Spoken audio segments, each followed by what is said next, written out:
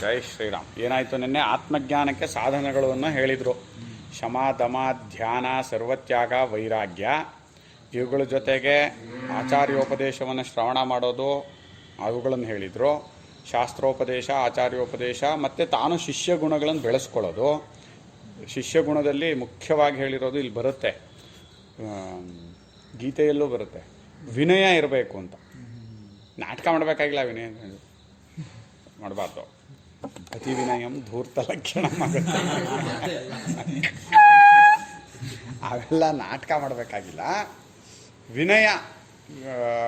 ವಿನಯ ಮತ್ತು ಶಾಸ್ತ್ರದಲ್ಲಿ ಶ್ರದ್ಧೆ, ಗುರುವಾಕ್ಯದಲ್ಲಿ ಶ್ರದ್ಧೆ, ಶಾಸ್ತ್ರೋಕ್ತ ಅನುಷ್ಠಾನಗಳನ್ನು ಮಾಡೋದ್ರಲ್ಲಿ ಶ್ರದ್ಧೆ, ಇವುಗಳನ್ನು ಇಟ್ಕೋಬೇಕು. ಇದು ಶಿಷ್ಯ ಗುಣಗಳು. ಆಮೇಲೆ ಮುಖ್ಯವಾಗಿ ನೋಡಿ, ಆತ್ಮಪ್ರಾಪ್ತಿಯಲ್ಲಿ ಅತ್ಯುತ್ಕಟವಾದ ಹಂಬಲಿಕೆ ಇರಬೇಕು. ನಾನು ಇದನ್ನು ತಿಳ್ಕೊಳ್ಳೇಬೇಕು, ಇದನ್ನು ಪಡ್ಕೊಳ್ಳೇಬೇಕು ಅಂತಲೂ ಇರಬೇಕು. ಇದ್ರ ಜೊತೆಗೆ ಸತ್ಯವಚನ, ಬ್ರಹ್ಮಚರ್ಯ, ಎಚ್ಚರ ತಪ್ಪದ ಆತ್ಮಚಿಂತನೆ, ಇವುಗಳನ್ನು ಇಟ್ಕೋಬೇಕು ಅಂತ ಹೇಳಿದರು. ಇವತ್ತು ಭಾಷ್ಯದ ವ್ಯಾಖ್ಯಾನಕಾರರು ಅಂತ. ಈ ಮುಂಡಕೋಪನಿಷತ್ತಿಗೆ ಯಾರ್ಯಾರು ವ್ಯಾಖ್ಯಾನ ಬರೆದಿದ್ದಾರೆ, ಮುಂಡಕೋಪನಿಷತ್ತಿನ ಭಾಷ್ಯಕ್ಕೆ ವ್ಯಾಖ್ಯಾನ ಬರೆದಿರೋರು ಯಾರ್ಯಾರು ಅಂತ. ಈಗ ಮೂಲಕ್ಕೆ, ಈಗ ಮಂತ್ರಗಳಿಗೆ ಉಪನಿಷತ್ತಿಗೆ ವಾಕ್ಯ ರೂಪದಲ್ಲಿ ಅರ್ಥ ಬರೆದ್ರೆ ಅದಕ್ಕೆ ಭಾಷ್ಯ ಅಂತೀವಿ. ಆ ಮೂಲಕ್ಕೇನೆ ಶ್ಲೋಕ ರೂಪದಲ್ಲಿ ಅರ್ಥ ಬರೆದ್ರೆ, ಮೂಲ ಅಂದರೆ ವೇದ, ಅದಕ್ಕೆ ಶ್ಲೋಕ ರೂಪದಲ್ಲಿ ಅರ್ಥ ಬರೆದ್ರೆ ಕಾರಿಕೆಗಳು ಅಂತೀವಿ. ಈ ಭಾಷ್ಯಕ್ಕೆ ಶ್ಲೋಕ ರೂಪದಲ್ಲಿ ಅರ್ಥ ಬರೆದ್ರೆ ಟೀಕೆಗಳು ಅಂತೀವಿ. ಭಾಷ್ಯಕ್ಕೆ ವಾರ್ತಿಕಗಳು ಅಂತ ಹೇಳ್ತೀವಿ, ಗೊತ್ತಾಯ್ತಾ? ಅನುಷ್ಠುಪ್ ಟೀಕೆಗಳು ಅಂತಲೂ ಬರುತ್ತೆ, ವಾರ್ತಿಕಗಳು ಅಂತಲೂ ಬರುತ್ತೆ. ಯಾವುದಕ್ಕದು? ಭಾಷ್ಯಕ್ಕೆ ವ್ಯಾಖ್ಯಾನ ಶ್ಲೋಕ ರೂಪದಲ್ಲಿ, ಭಾಷ್ಯಕ್ಕೆ ವಾಕ್ಯ ರೂಪದಲ್ಲೇ ಬರೆದ್ರೆ, ವಿವರಿಸಿದರೆ ಅದನ್ನು ವ್ಯಾಖ್ಯಾನ ಅಂತ. ಇಷ್ಟಿದೆ. ವ್ಯಾಖ್ಯಾನ, ಅನುವ್ಯಾಖ್ಯಾನ ಅಂತ ಬೆಳ್ಕೊಂಡು ಹೋಗ್ಬಿಟ್ಟಿದೆ ಎಲ್ಲ. ಈಗ ಅದು ಯಾರ್ಯಾರೋ ನೋಡೋಣ. ಹಾಂ, ಮುಂಡಕೋಪನಿಷತ್ತಿನ ವ್ಯಾಖ್ಯಾನಕಾರರನ್ನು ಆನಂದಗಿರಿಗಳು ಎಂದು ಆನಂದಾಶ್ರಮದಲ್ಲಿ ಮುದ್ರಿತವಾಗಿರುವ ಗ್ರಂಥದ ಪ್ರಕಾಶಕಾರರು ಕರೆದಿರುತ್ತಾರೆ. ಪ್ರಕಾಶಕಾರರು ಇದೆಯಾ ಅಲ್ಲಿ? ಪ್ರಕಾಶಕರು. ಒಂದೊಂದು ಪುಸ್ತಕದಲ್ಲಿ ಒಂದೊಂದು ಥರ ಇದೆ ಕಣ್ರಿ. ಕರೆದಿರುತ್ತಾರೆ. ಅವರ ಭಾರಿ ಕಷ್ಟ ಇದೆ. ಅವರ ಕಂಡು ಬರುತ್ತದೆ. ಅವರ ಕಂಡು ಬರುತ್ತದೆ. ಅವರ ಹೆಸರು ಶ್ರೀಮದ್ ಆನಂದ ಜ್ಞಾನವೆಂದು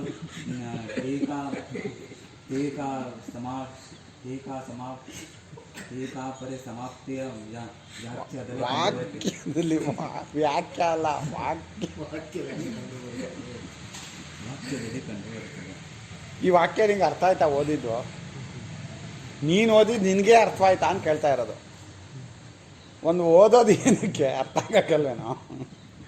ಮುಂಡಕೋಪನಿಷತ್ತಿನ ವ್ಯಾಖ್ಯಾನಕಾರರನ್ನು ಆನಂದಗಿರಿಗಳು ಎಂದು ಆನಂದಾಶ್ರಮದಲ್ಲಿ ಮುದ್ರಿತವಾಗಿರುವ ಗ್ರಂಥದ ಪ್ರಕಾಶಕರು ಕರೆದಿರುತ್ತಾರೆ. ಮುಂಡಕೋಪನಿಷತ್ತಿಗೆ ಭಾಷ್ಯ ಆಚಾರ್ಯರು ಬರೆದಿದ್ದಾರಲ್ವಾ, ಅದಕ್ಕೆ ವ್ಯಾಖ್ಯಾನ ಬರೆದಿರೋರು ಆನಂದಗಿರಿಗಳು ಅಂತ ಆನಂದಾಶ್ರಮದಲ್ಲಿ ಮುದ್ರಿತವಾಗಿರುವ ಗ್ರಂಥದವರು ಹೇಳಿದ್ದಾರೆ. ಅವರ ಹೆಸರು ಶ್ರೀಮದ್ ಆನಂದ ಜ್ಞಾನರು ಎಂದು ಟೀಕಾ ಪರಿಸಮಾಪ್ತಿಯ ವಾಕ್ಯದಲ್ಲಿ ಕಂಡುಬರುತ್ತದೆ. ಟೀಕೆಯನ್ನು, ವ್ಯಾಖ್ಯಾನವನ್ನು ಮುಗಿಸ್ತಾರಲ್ಲ, ಆವಾಗ ಶ್ರೀಮದ್ ಆನಂದ ಜ್ಞಾನ ವಿರಚಿತೇನ ಅಂತ ಈ ಥರ ಬರ್ಕೊಂಡು ಹೋಗ್ತಾರೆ. ನಮ್ಮ ಸ್ವಾಮಿಗಳು ಬರೀತಾರೆ, ಶ್ರೀಮತ್ ಶಂಕರ ಚರಣ ಸ್ಮರಣ ಪರಿಚಯ ಅವಾಪ್ತ ವೇದಾಂತ ಪ್ರವೇಶೇನ ಶ್ರೀ ಬೋಧಾನಂದೇಂದ್ರ ಸರಸ್ವತಿ ಶಿಷ್ಯೇಣ ಶ್ರೀ ಸಚ್ಚಿದಾನಂದೇಂದ್ರ ಸರಸ್ವತ್ಯಾಖ್ಯೇನ ಭಿಕ್ಷುಣ, ಹೀಗೆ ಬರೀತಾರೆ ಸ್ವಾಮಿಗಳು. ಶ್ರೀಮತ್ ಶಂಕರರ ಪಾದ ಪದ್ಮಗಳನ್ನು ಮತ್ತೆ ಮತ್ತೆ ಮತ್ತೆ ಸ್ಮರಿಸಿಕೊಂಡು ಸ್ವಲ್ಪ ವೇದಾಂತದಲ್ಲಿ ಪರಿಚಯವನ್ನು ಪಡೆದುಕೊಂಡಂತಹ ಮತ್ತು ಬೋಧಾನಂದೇಂದ್ರ ಸರಸ್ವತಿ ಎಂಬ ಹೆಸರಿನ ಸದ್ಗುರುಗಳಿಂದ ದೀಕ್ಷೆಯನ್ನು ಪಡೆದಂತಹ ಇವರು ಸಚ್ಚಿದಾನಂದ ಸರಸ್ವತಿ ಎಂಬ ಭಿಕ್ಷುವಿನಿಂದ ಈ ಗ್ರಂಥವು ರಚಿಸಲ್ಪಟ್ಟಿದೆ ಅಂತ. ಇದು ಟೀಕಾ ಪರಿಸಮಾಪ್ತಿ ವಾಕ್ಯ ಅಂತೀವಿ. ಇದಕ್ಕೆ ನಾವು ಪುಷ್ಪಿಕಾ ವಾಕ್ಯಗಳು ಅಂತಲೂ ಹೇಳ್ತೀವಿ. ಪುಷ್ಪಿಕಾ ವಾಕ್ಯಗಳು ಅಂದರೆ ಓಂ ತತ್ಸದಿತಿ ಓಂ ತತ್ಸತ್ ಇತಿ ಶ್ರೀಮದ್ಭಗವದ್ಗೀತಾಸು ಉಪನಿಷತ್ಸು ಬ್ರಹ್ಮವಿದ್ಯಾಯಾಮ್ ಯೋಗಶಾಸ್ತ್ರೇ ಶ್ರೀಕೃಷ್ಣಾರ್ಜುನ ಸಂವಾದೆ ಅಂತ ಲಾಸ್ಟಲ್ಲಿ ಬರೀ ಹೇಳ್ತೀವಲ್ಲ, ಅವೆಲ್ಲ ಪುಷ್ಪಿಕಾ ವಾಕ್ಯಗಳು, ಟೀಕಾ ಪರಿಸಮಾಪ್ತಿ ವಾಕ್ಯಗಳು ಅಂತ. ಅಲ್ಲಿ ಶ್ರೀಮದ್ ಆನಂದ ಜ್ಞಾನರು ಅಂತ ಹೆಸರು ಕೊಟ್ಟಿದ್ದಾರಂತ ಇದಕ್ಕೆ. ಓದಿ.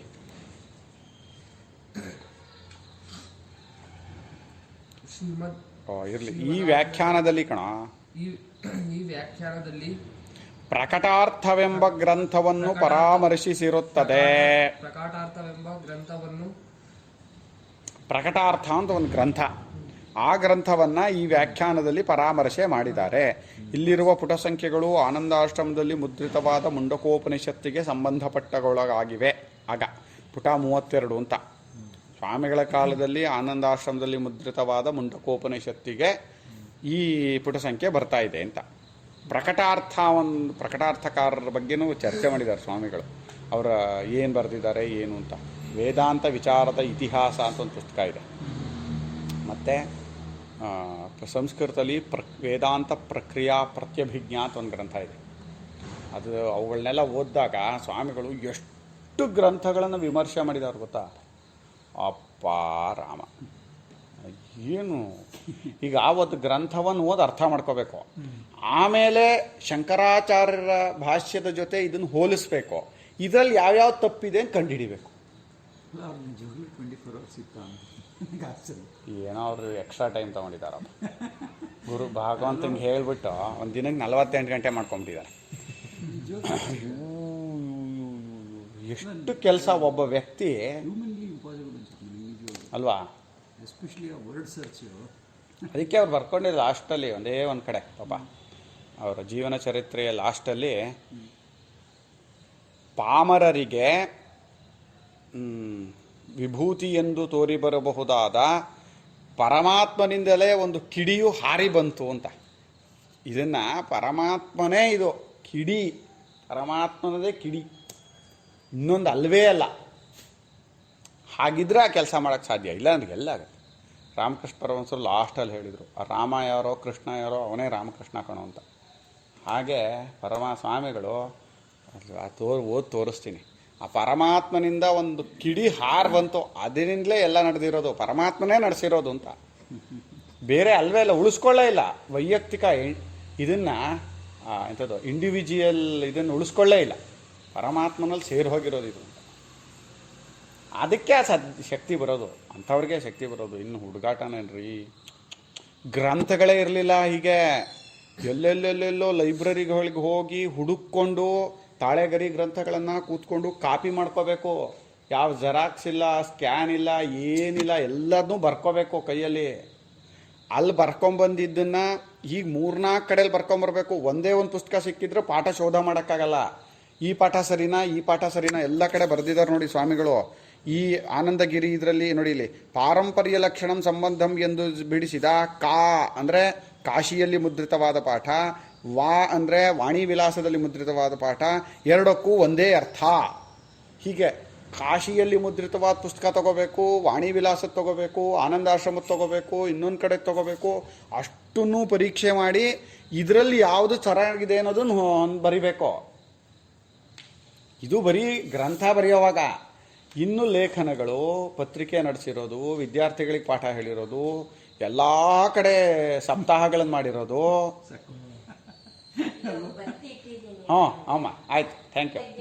ನೆನ್ಸ್ಕೊಳ್ಳೋದಕ್ಕೆ ತೇಯ್ದು ಬಿಟ್ಟಿದ್ದಾರೆ ಗಂಧ ತೇಯಂಗೆ ಸಮಾಜ ಸೇವೆ. ಆಮೇಲೆ ಇದು ಇಷ್ಟು ದೊಡ್ಡ ಕಾರ್ಯಾಲಯವನ್ನು, ಇಷ್ಟು ದೊಡ್ಡ ಆಸ್ತಿಯನ್ನು ಸಮಾಜಕ್ಕೆ ಬಿಟ್ಕೊಟ್ಟು ಹೋದ್ರಲ್ಲ. ಸ್ವಾರ್ಥಪರರಾದರೆ ಇದನ್ನು ಮಕ್ಕಳಿಗೆ ಕೊಟ್ಟರೆ ಕೋಟಿಗಟ್ಟಲೆ ದುಡ್ಡು ಅಲ್ವಾ. ಇದು ಬೆಂಗಳೂರು ಆಶ್ರಮ ಮತ್ತು ಅವ್ರ ಗ್ರಂಥಗಳು ಅದನ್ನು ಪ್ರೈವೇಟ್ ಪ್ರಾಪರ್ಟಿ ಮಾಡಿದ್ದಿದ್ರೆ ಎಷ್ಟು ಕೋಟಿಗಟ್ಟಲೆ ಹಣ ಸಂಪಾದನೆ ಮಾಡ್ತಿದ್ರು ಅಲ್ವಾ. ಅಷ್ಟೂ ಸಮಾಜಕ್ಕೆ ಬಿಟ್ಕೊಟ್ಟು ಹೋಗೋದು ಅಂದರೆ ಎಂಥ ತ್ಯಾಗ ಮನೋಭಾವ ಇರಬೇಕಪ್ಪ.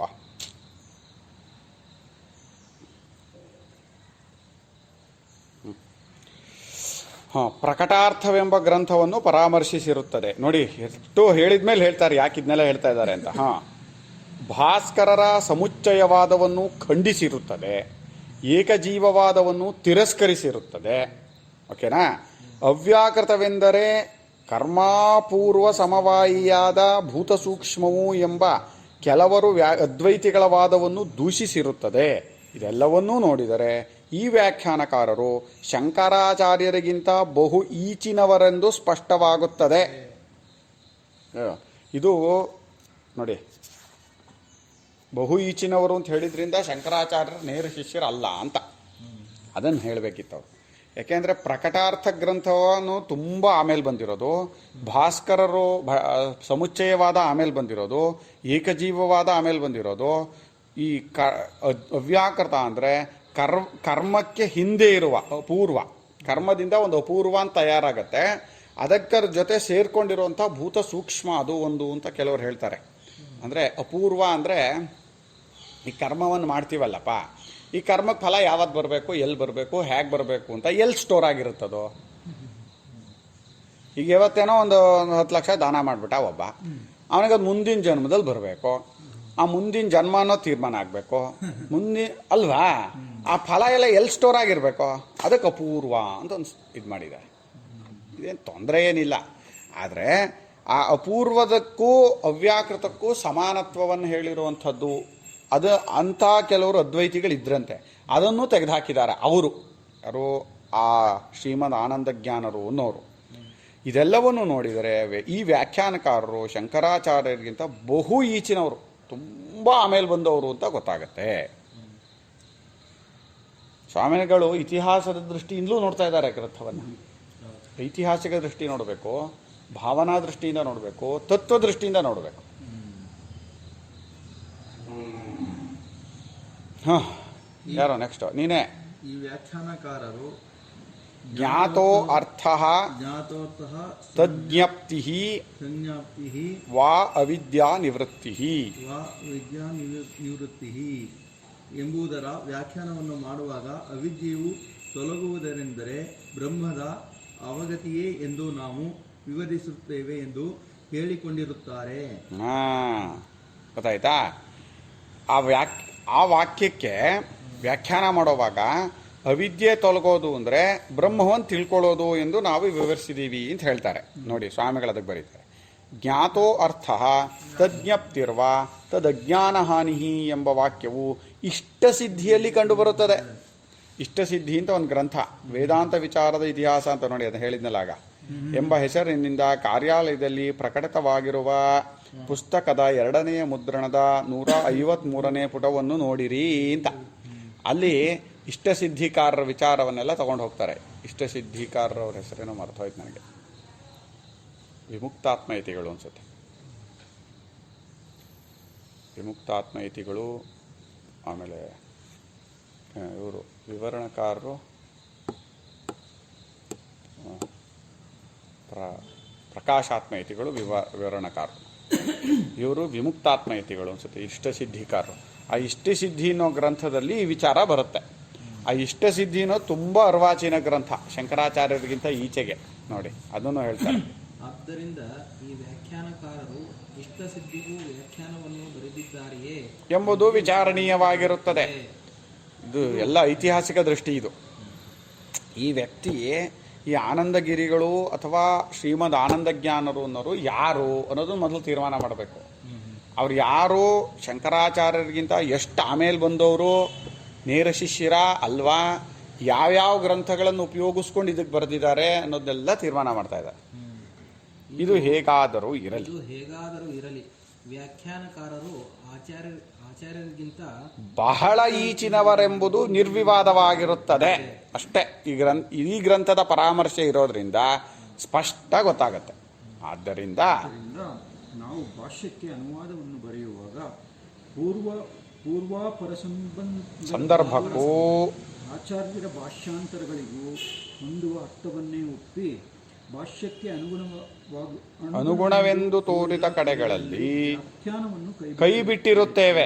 ನೋಡಿ, ಆದ್ದರಿಂದ ನಾವು ಭಾಷ್ಯಕ್ಕೆ ಅನುವಾದ ಮಾಡ್ತಾ ಇದ್ದೀವಲ್ಲ, ಇಲ್ಲಿ ಅನುವಾದ ಬರೆಯುವಾಗ ಪೂರ್ವ ಅಪರ ಸಂದರ್ಭಕ್ಕೂ, ಹಿಂದಿನ ಮುಂದಿನ ಸಂದರ್ಭಗಳಿಗೂ ಆಚಾರ್ಯರ ಭಾಷ್ಯಾಂತರಗಳು, ಬೇರೆ ಬೇರೆ ಭಾಷ್ಯಗಳೇನಿದೆ ಅವುಗಳಿಗೂ ಹೊಂದುವ ಅರ್ಥವನ್ನೇ ಒಪ್ಕೊಂಡು, ಆಚಾರ್ಯರ ಭಾಷ್ಯಾಂತರಗಳು ಅಂದ್ರೇನೋ, ಶಂಕರಾಚಾರ್ಯರು ಮುಂಡಕೋಪನಿಷತ್ ಅಲ್ಲದೆ ಕಠಕ್ ಬರೆದಿದ್ದಾರೆ, ಈಶಾ ಬರೆದಿದ್ದಾರೆ, ಕೇನ ಬರೆದಿದ್ದಾರೆ, ಬೃಹದಾರಣ್ಯಕ ಬರೆದಿದ್ದಾರೆ. ಆ ಭಾಷ್ಯಗಳಲ್ಲಿ ಈ ವಿಚಾರಗಳನ್ನು ಎಲ್ಲೋ ವಿವರಿಸಿರ್ತಾರಲ್ಲ, ಅವುಗಳನ್ನು ತಗೊಂಡಿದ್ದೀವಿ. ಇದೇ ಥರದ ವಾಕ್ಯ ಈಗ ಸೂತ್ರ ಭಾಷ್ಯದಲ್ಲಿ ಬರುತ್ತೆ. ಸೂತ್ರ ಭಾಷ್ಯದಲ್ಲಿ ಈ ವಾಕ್ಯವನ್ನು ಯಾವ ರೀತಿ ವಿವರಣೆ ಮಾಡಿದ್ದಾರೆ ಅಂತ ತಗೊಂಡು ಬೇರೆ ಬೇರೆ ಆಚಾರ್ಯರ ಭಾಷ್ಯಗಳಲ್ಲಿರುವ ವಿಚಾರಗಳನ್ನು ತಗೊಂಡು ಮತ್ತೆ ಆ ಅರ್ಥವನ್ನು ಒಪ್ಕೊಂಡು ಭಾಷ್ಯಕ್ಕೆ ಅನುಗುಣವೆಂದು ತೋರಿದ ಕಡೆಗಳಲ್ಲಿ ವ್ಯಾಖ್ಯಾನವನ್ನು ಅನುಗುಣ ಹೊಂದಲ್ಲ, ಅನುಗುಣ ಅಂದರೆ ಹೊಂದೋದಿಲ್ಲ ಅಂತ ಕನ್ನಡದಲ್ಲಿ. ಅನುಸರಿಸಿ ಗುಣ ಅಲ್ಲ, ಅದರ ಅನುಚಿತ. ಅನುಚಿತ ಅನ್ನೋ ಅರ್ಥದಲ್ಲಿ ಅನುಗುಣ ಅಂತ ಬರಿತಾ ಇದ್ದಾರೆ.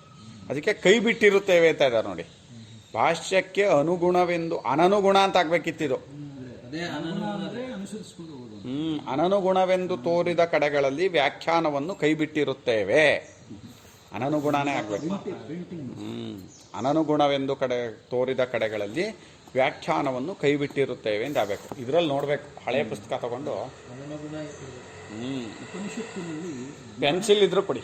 ಪ್ರಣವ ಚಿಂತನೆಯನ್ನು ಮನೋಮಯ ಪ್ರಾಣಶರೀರ ಮನೋಮಯ ಪ್ರಾಣ ಶರೀರನೇತ ಎಂಬ ವಾಕ್ಯವನ್ನು ಉಪಾಸನಾ ವಿಧಿ ಪ್ರಧಾನವಾಗಿ ಮಾಡಿ ಇವು ಕ್ರಮಮುಕ್ತಿಯ ವಿಷಯವೆಂದು ವ್ಯಾಖ್ಯಾನಕಾರರು ಹೇಳಿರುವುದನ್ನು ಲೆಕ್ಕಕ್ಕೆ ತೆಗೆದುಕೊಳ್ಳದೆ ಇರುವುದಕ್ಕೆ ಇದೇ ಕಾರಣವೋ.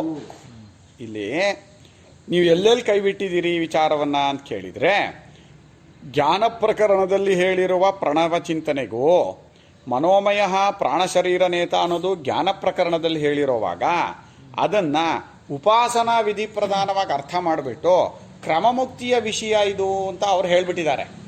ನಾವು ಇದೇ ವಿಚಾರ ಇಟ್ಕೊಂಡು ಆಚಾರ್ಯರು ಬೇರೆ ಕಡೆ ಬರ್ತಿರೋದನ್ನು ತಗೊಂಡು ಇಲ್ಲಿ ಆಚಾರ್ಯರು ಜ್ಞಾನ ಪ್ರಧಾನವಾಗಿ ಅರ್ಥ ಮಾಡಿದ್ದಾರೆ, ಇವ್ರು ಯಾಕೆ ಇದನ್ನು ಉಪಾಸನಾ ವಿಧಿ ಪ್ರಧಾನವಾಗಿ ಅರ್ಥ ಮಾಡ್ತಾರೆ ಅಂತ ಹೇಳಿ ಅವ್ರ ವಿಚಾರವನ್ನು ಕೈ ಬಿಟ್ಟಿದ್ದೀವಿ ನಾವು ಅಂತ. ಈ ವ್ಯಾಖ್ಯಾನಕಾರರು ಆಚಾರ್ಯರಿಂದ ಈಚೆಗೆ ಪ್ರಚಾರಕ್ಕೆ ಬಂದಿರುವ ಅನಿರ್ವಚನೀಯ ಅವಿದ್ಯಾವಾದವನ್ನು ನಿರ್ವಚನೀಯ ವಿದ್ಯಾವಾದವನ್ನು ಅಲ್ಲಲ್ಲಿ ಪರಾಮರ್ಶಿಸಿರುತ್ತಾರೆ. ಆಚಾರ್ಯರಿಂದ ಈಚೆಗೆ ಬಂದಿರುವಂಥದ್ದು ಅನಿರ್ವಚನೀಯ ಅವಿದ್ಯಾವಾದ ಅಂದರು, ಮೂಲಾವಿದ್ಯಾವಾದ ಅಂದರು, ಎರಡೂ ಒಂದೇ. ಏನು ಹೇಳ್ತಾರೆ ಅವರು ಅಂದರೆ, ಮೂಲವಾದ ಅವಿದ್ಯೆ. ಅವರು ಇಡೀ ಜಗತ್ತು ತೋರ್ಕೊಳ್ತಾ ಇರೋದಕ್ಕೆ ಅವಿದ್ಯೆ ಕಾರಣ ಅಂತ ಆಚಾರ್ಯರು ಹೇಳಿದರು. ಹಗ್ಗದಲ್ಲಿ ಹಾವು ತೋರ್ಕೊಳ್ಳೋಕೆ ಯಾಕೆ ತಪ್ಪು ತಿಳುವಳಿಕೆ ಕಾರಣವೋ, ಹಗ್ಗದ ತಪ್ಪು ತಿಳುವಳಿಕೆ ಕಾರಣವೋ, ಪರಮಾತ್ಮನನ್ನು ತಪ್ಪು ತಿಳ್ಕೊಂಡಿರೋದ್ರಿಂದ ಜಗತ್ತು ಬಂದಿದೆ ಅಂತ. ಈಗ ತಪ್ಪು ತಿಳುವಳಿಕೆಯಿಂದ ಬಂದಿರುವಂಥ ಜಗತ್ತು ಇಲ್ಲ ಅಂತಾನೆ ಅರ್ಥ ಆಚಾರ್ಯರ ಉದ್ದೇಶ. ಇವ್ರುಗಳೇನು ಮಾಡಿದ್ರು, ಜಗತ್ತು ತೋರ್ತಾ ಇದೆ.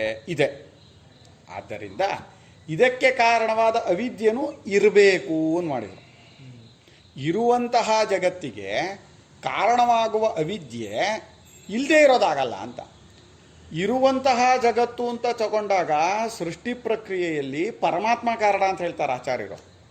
ಇರುವಂತಹ ಜಗತ್ತಿಗೆ ಇರುವ ಪರಮಾತ್ಮನೇ ಕಾರಣ, ಅವಿದ್ಯೆ ಕಾರಣ ಅಂತ ಹೇಳಲ್ಲ. ಅವಾಗ ಅವಿದ್ಯಾ ಕಾರಣ ಅಂತ ಹೇಳೋದು ಜ್ಞಾನ ಪ್ರಕರಣದಲ್ಲಿ, ಸೃಷ್ಟಿ ಪ್ರಕರಣ ಅಲ್ಲ. ಜ್ಞಾನ ಪ್ರಕರಣದಲ್ಲಿ ಹೇಳುವಾಗ ಅವಿದ್ಯೆ ಜಗತ್ತಿಗೆ ಕಾರಣ ಅಂತ ಯಾಕೆ ಹೇಳಿದ್ದು ಅಂದರೆ, ಈಗಲೂ ಈ ಜಗತ್ತು ಇಲ್ಲ ಅಂತ ಹೇಳಕ್ಕೆ. ಹಗ್ಗವನ್ನು ನೀನು ಹಾವು ಅಂತ ತಪ್ಪು ತಿಳ್ಕೊಂಡಿದ್ಯಾ ಅಂತ ಯಾಕೆ ಹೇಳ್ತಾ ಇರೋದು? ತಪ್ಪು ತಿಳುವಳಿಕೆ ಅಂತ ಒಂದು ಮಧ್ಯದಲ್ಲಿದೆ, ಅದರಿಂದ ಹಾವು ಕಾಣ್ತಾ ಇದೆ ಹೀಗೆ ಹೇಳಕ್ಕ ಅಲ್ಲ, ಹಾವು ಸುಳ್ಳು ಅಂತ ಹೇಳಕ್ಕೆ. ಅವ್ರು ಹಾಗೆ ಮಾಡಲಿಲ್ಲ, ಮಧ್ಯದಲ್ಲೊಂದು ಅವಿದ್ಯೆ ಇದೆ ಅಂತ ಮಾಡಿದರು.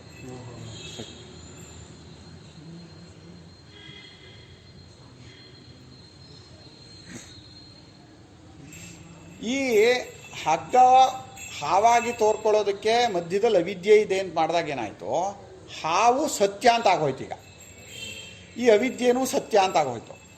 ಈ ಇರುವಂತಹ ಅವಿದ್ಯೆಯನ್ನು ಕಳ್ಕೊಳ್ಳೋಕೆ ಏನು ಮಾಡಬೇಕು ಅಂತ ಆ ರೀತಿ ಚಿಂತನೆ ತಗೊಂಡ್ರು. ಅದಕ್ಕೇನು ಮಾಡಿದರು, ಬರೀ ತಿಳ್ಕೊಂಡ್ರು ಹೋಗಲ್ಲ. ತಿಳ್ಕೊಂಡ್ರು ಹೋಗದೆ ಇರೋದ್ರಿಂದ ಏನು ಮಾಡಬೇಕು, ಅದಕ್ಕೆ ಜಪಾದಿಗಳನ್ನು ಮಾಡಬೇಕು, ಪ್ರಸಂಖ್ಯಾನ ಮಾಡಬೇಕು ಅಂತ ಮತ್ತೆ ಮತ್ತೆ ಮತ್ತೆ ಹಂ ಬ್ರಹ್ಮಾಸ್ಮಿ ಹಂ ಬ್ರಹ್ಮಾಸ್ಮಿ ಹಂ ಬ್ರಹ್ಮಾಸ್ಮಿ ಹಂ ಬ್ರಹ್ಮಾಸ್ಮಿ ಹೇಳ್ಕೊತಾ ಇರಬೇಕು. ಹೇಳ್ಕೊಂಡ್ರೂ ಹೋಗಲ್ಲ. ಯಾಕೆ? ಆಮೇಲೂ ಜಗತ್ತು ಕಾಣುತ್ತೆ, ಜ್ಞಾನ ಆದಮೇಲೂ ಜಗತ್ತು ಕಾಣುತ್ತೆ.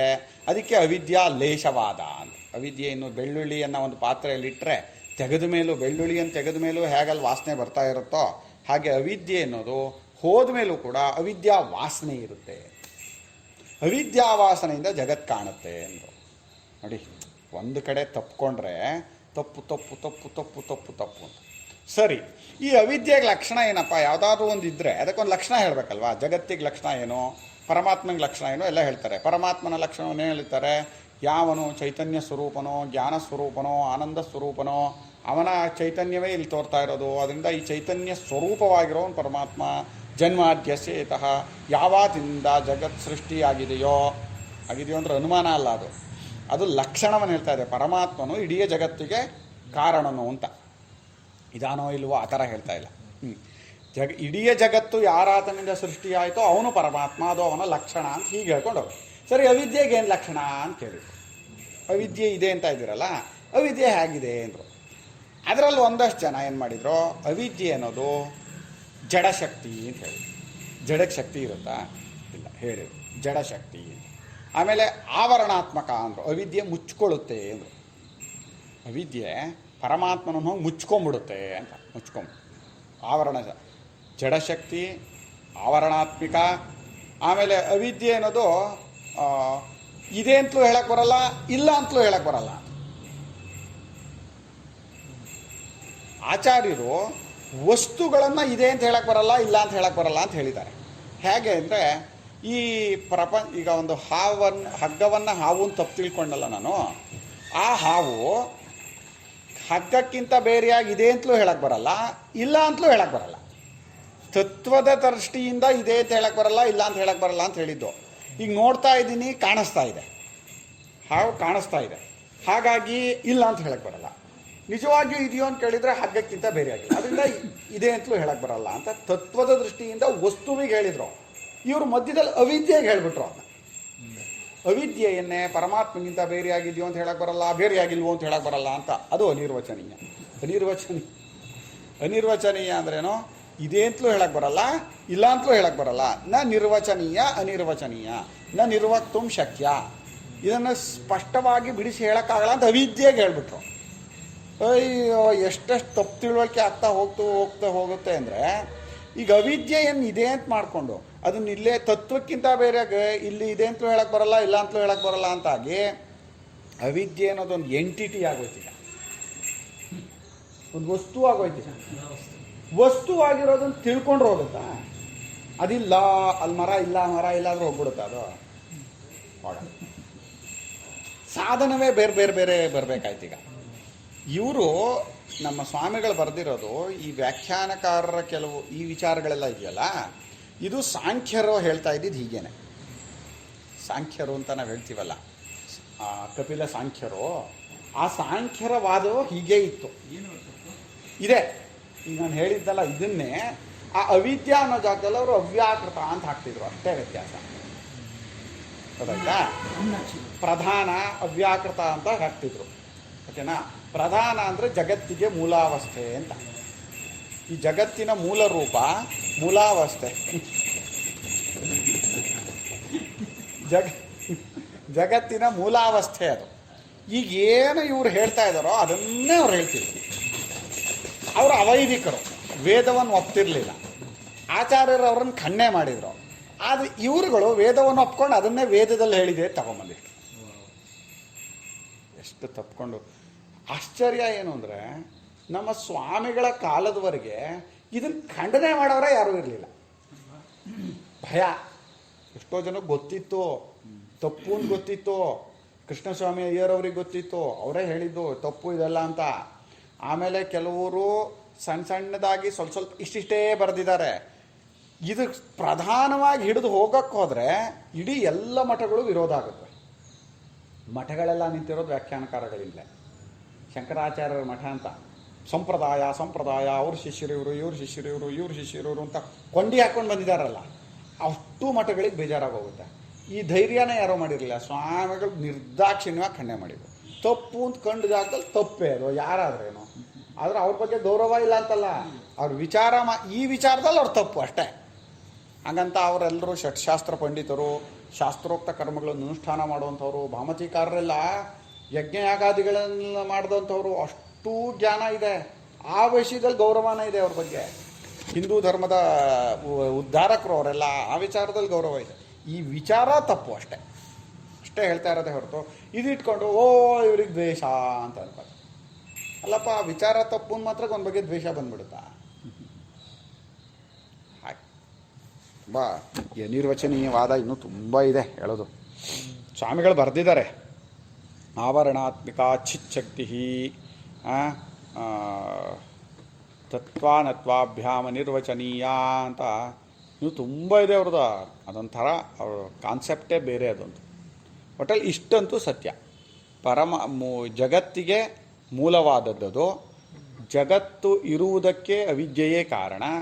ಅದು ಪರಮಾತ್ಮನನ್ನು, ಜಗತ್ತನ್ನು ಅಥವಾ ಜೀವನನ್ನು ಬೇರೆ ಮಾಡಿದೆ. ಅದು ಪರಮಾತ್ಮರಿಗೆ ಆವರಣ ರೂಪವಾಗಿದೆ.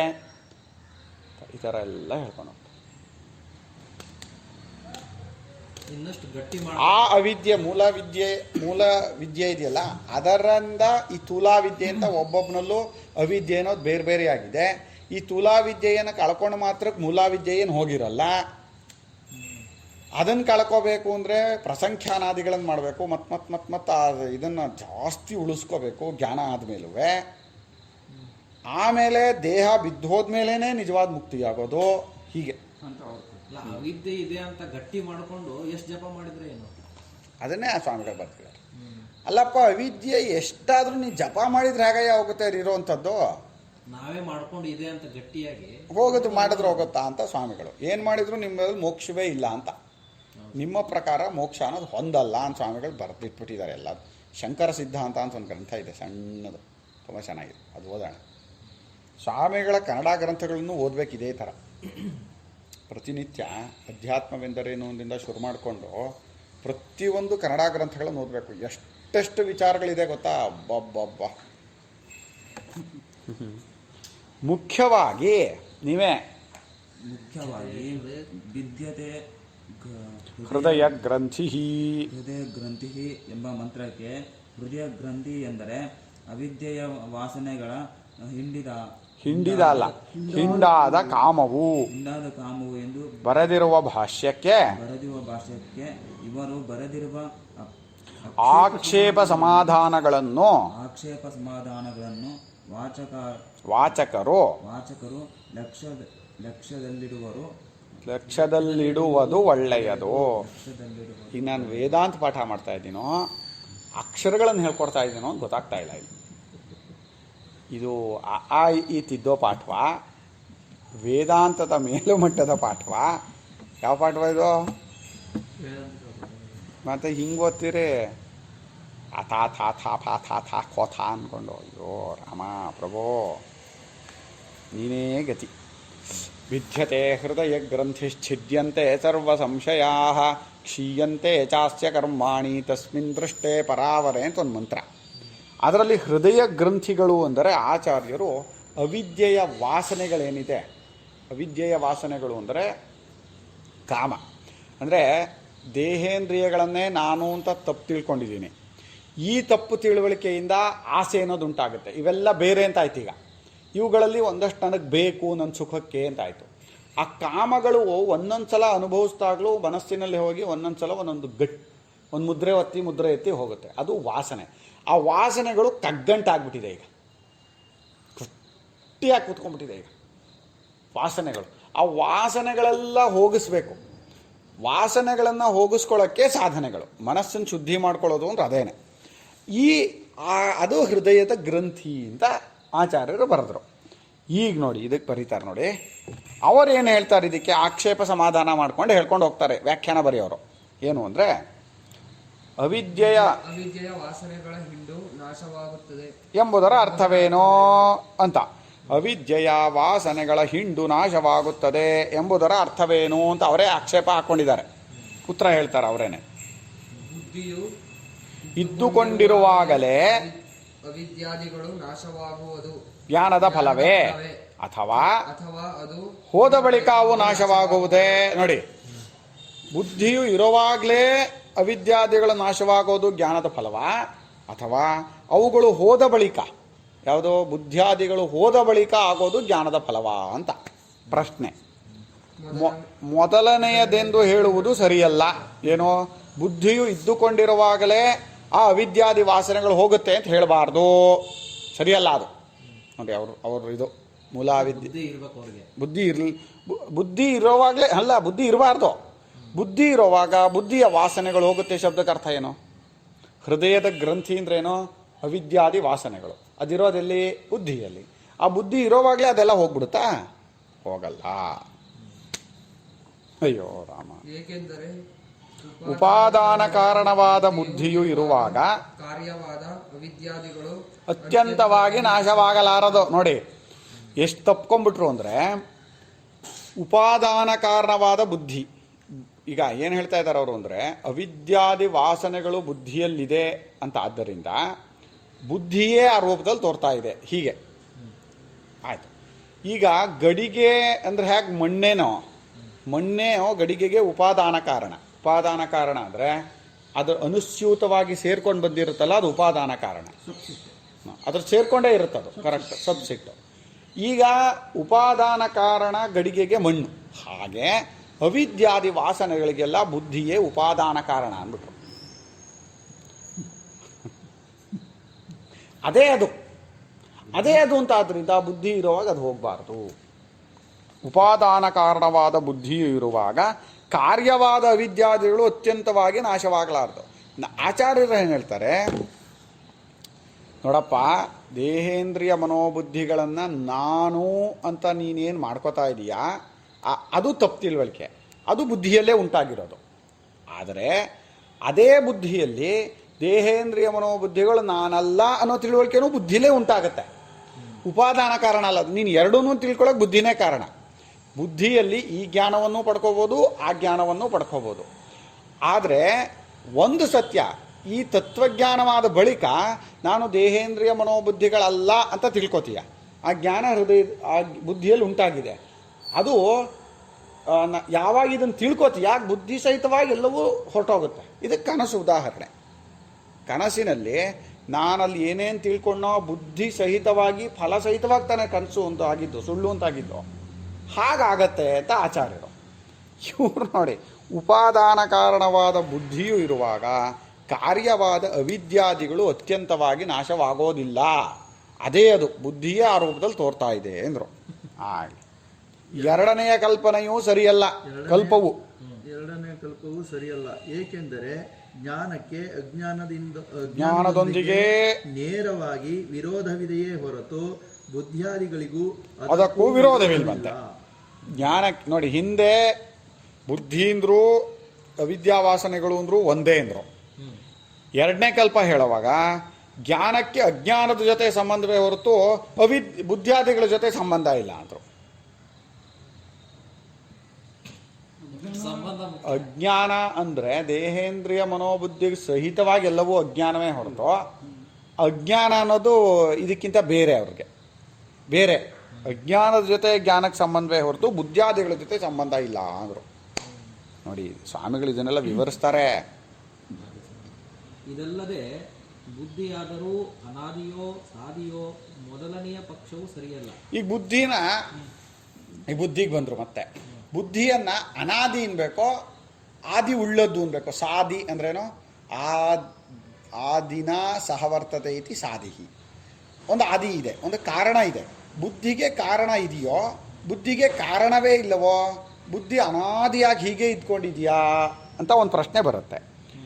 ಮೊದಲನೆಯ ಪಕ್ಷ ಅಲ್ಲ, ಅನಾದಿ ಅಂತ ಹೇಳಬಾರ್ದು. ಯಾಕೆ ಅಂದರೆ ಈ ಆತ್ಮನಿಂದ ಪ್ರಾಣವು ಮನಸ್ಸು ಸರ್ವೇಂದ್ರಿಯಗಳು ಹುಟ್ಟುತ್ತವೆ ಎಂಬ ಶ್ರುತಿಗೆ ಇದು ವಿರೋಧವಾಗುತ್ತದೆ. ಶ್ರುತಿ ಎಲ್ಲವೂ ಹುಟ್ಟುತ್ತೆ ಅಂತ ಹೇಳಿಬಿಟ್ಟಿದೆ. ಸರ್ವೇಂದ್ರಿಯಾಣಿ ಇದೇ ಮರ್ತೋಯ್ತು ಮಂತ್ರ, ಇಲ್ಲೇ ಬರುತ್ತೆ. ಪ್ರಾಣವ ಮನಸ್ಸರ್ವೇಂದ್ರಿಯಾಣಿ ಚ ಅಂತ ಬರುತ್ತೆ. ಪ್ರಾಣೋ ಮನಸ್ಸರ್ವೇಂದ್ರಿಯಾಣಿ ಚ. ಸೊ ಇದನ್ನು ಕೊಟ್ಟಿಲ್ಲ ಸ್ವಾಮಿಗಳು.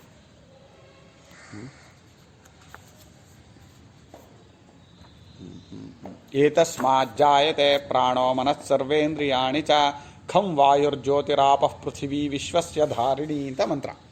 ಆಯ್ತಾ? ಇಲ್ಲಿ ಎಲ್ಲ ಇಂದ್ರಿಯಗಳು ಅನ್ನೋವಾಗ ಬುದ್ಧಿನೂ ಒಂದು ಇಂದ್ರಿಯನೇ ತಾನೆ. ಮನಸ್ಸು ಎಲ್ಲ ಹೇಳ್ಬಿಟ್ಟಿದೆಯಲ್ಲ, ಮನಸ್ಸು ಬುದ್ಧಿ ಎರಡೂ ಒಂದೇ ತಾನೆ. ಹಾಗಾಗಿ ಮೊದಲನೇ ಕಲ್ಪ ಬುದ್ಧಿಯು ಅನಾದಿ ಅಂತ ಹೇಳಬಾರ್ದು. ಅನಾದಿ ಅಂದರೆ ಹುಟ್ಟಿಲ್ಲದ್ದು ಅಂತ. ಬುದ್ಧಿ ಹುಟ್ಟಿಲ್ಲ ಅಂತ ಹೇಳಬಾರ್ದು. ಓಕೆ. ಎರಡನೆಯ ಪಕ್ಷವೂ ಸರಿಯಲ್ಲ.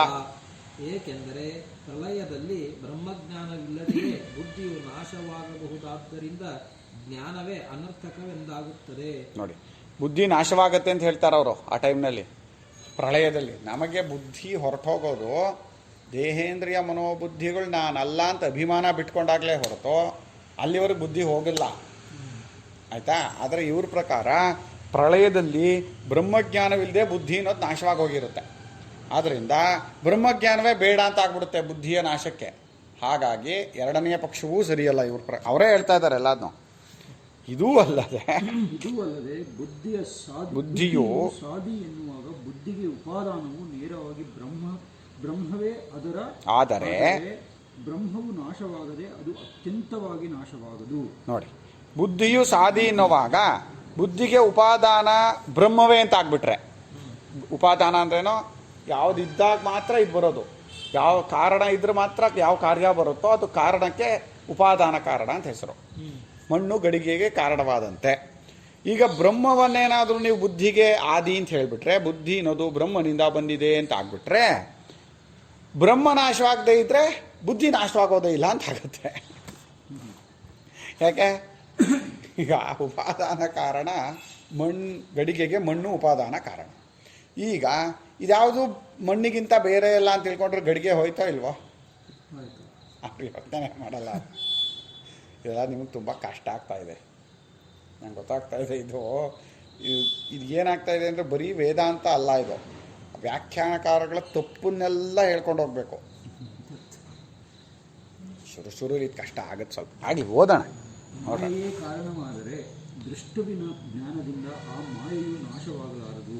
ಏಕೆಂದರೆ ಲೋಕದಲ್ಲಿ ಮಾಯೆಯು ನೋಟಕರ ಜ್ಞಾನದಿಂದ ಅಳಿದದ್ದು ಎಲ್ಲಿಯೂ ಕಂಡು ಬಂದಿರುವುದಿಲ್ಲ. ಆಯಿತು. ಇನ್ನು ಮಾಯೆಯನ್ನು ಕಾರಣ ಅಂತ ಇಟ್ಕೊಳ್ಳೋಣ ಅಂದರೆ, ಮಾಯೆ ಅಂತ ಹೇಳ್ತಾರೆ ಅವರು. ಅವಿದ್ಯೆ ಮಾಯೆ ಎರಡು ಒಂದು ಅಂತಾರೆ ಅವರು. ಇಲ್ಲಿ ಮಾಯೆ ಅಂದರು ಅವಿದ್ಯೆ ಅಂದರು ಅವ್ರ ಪ್ರಕಾರ ಅದು ಒಂದೇ. ಅದು ಅವಿದ್ಯೆಯನ್ನೇ ಕಾರಣ ಅನ್ನೋಣ, ಮಾಯೆಯನ್ನೇ ಕಾರಣ ಅನ್ನೋಣ ಅಂದರೆ ಅಂತ ಸ್ವಾಮಿಗಳು ಅವಿದ್ಯೆ ಮಾಯೆ ಬೇರೆ ಅಂತಾರೆ. ಮಾಯೆ ಅನ್ನೋದು ವಸ್ತುವಿಗೆ ಸೇರಿದ್ದು, ಅವಿದ್ಯೆ ಅನ್ನೋದು ಬುದ್ಧಿಗೆ ಸೇರಿದ್ದು ಅಂತ ಸ್ವಾಮಿಗಳು ಹೇಳೋದು. ಈಗ ಯಾಕೆ ಅಂದರೆ ವಿದ್ಯಾವಿದ್ಯೆಗಳು ಉಂಟಾಗೋದು ಇಲ್ಲಿ. ಮಾಯೆ ಅಂತ ನಾವು ಯಾವತ್ತೂ ತೋರಿಕೆಗೆ ಹೇಳ್ತೀವಿ, ಅದು ಮಾಯೆ ಕಾಣೋದು ಅಂತ ಹೇಳ್ತೀವಿ. ಈಗ ಮಾಯೆ ಅಂದರೆ ಹೇಗೆ ಹೇಳ್ಬೋದು ಅಂದರೆ, ಸತ್ಯ ಗೊತ್ತಾದ ಮೇಲೆ ಹೇಳ್ತೀವಲ್ಲ ಅದಕ್ಕೆ ಮಾಯೆ ಅಂತ. ಈಗ ಹಗ್ಗವನ್ನು ಹಾವು ತಪ್ಪು ತಿಳ್ಕೊಂಡಿದ್ದೀನಿ, ಅಲ್ಲಿ ತಪ್ಪು ತಿಳುವಳಿಕೆನೇ ನನಗೆ ಅಲ್ವಾ. ಆ ತಪ್ಪು ತಿಳುವಳಿಕೆ ಕಾಲದಲ್ಲಿ ನನಗೆ ಅದು ಹಗ್ಗ ಅಂತ ಗೊತ್ತೂ ಇರಲ್ಲ, ಹಾವೇ ಅಲ್ವಾ. ಇದು ತಪ್ಪು ತಿಳುವಳಿಕೆ. ಯಾವಾಗ ನಾನು ಸರಿಯಾಗಿ ತಿಳ್ಕೊಂಡೆ ಅದು ಹಾವಲ್ಲ ಹಗ್ಗ ಅಂತ, ಹಗ್ಗ ಅಂತ ತಿಳ್ಕೊಂಡ ಮೇಲೂ ಅದು ಹಾವು ಥರ ಕಾಣುತ್ತಲ್ಲ, ಅದು ಮಾಯೆ. ಈಗ ನನಗೆ ಆಕಾಶದ ಬಗ್ಗೆ ಸರಿಯಾದ ತಿಳುವಳಿಕೆ ಇದೆ, ಆದರೂ ಆ ನೀಲಿ ಕಾಣಿಸೋದನ್ನು ಹೋಗ್ಸೋಕ್ಕಾಗಲ್ಲ.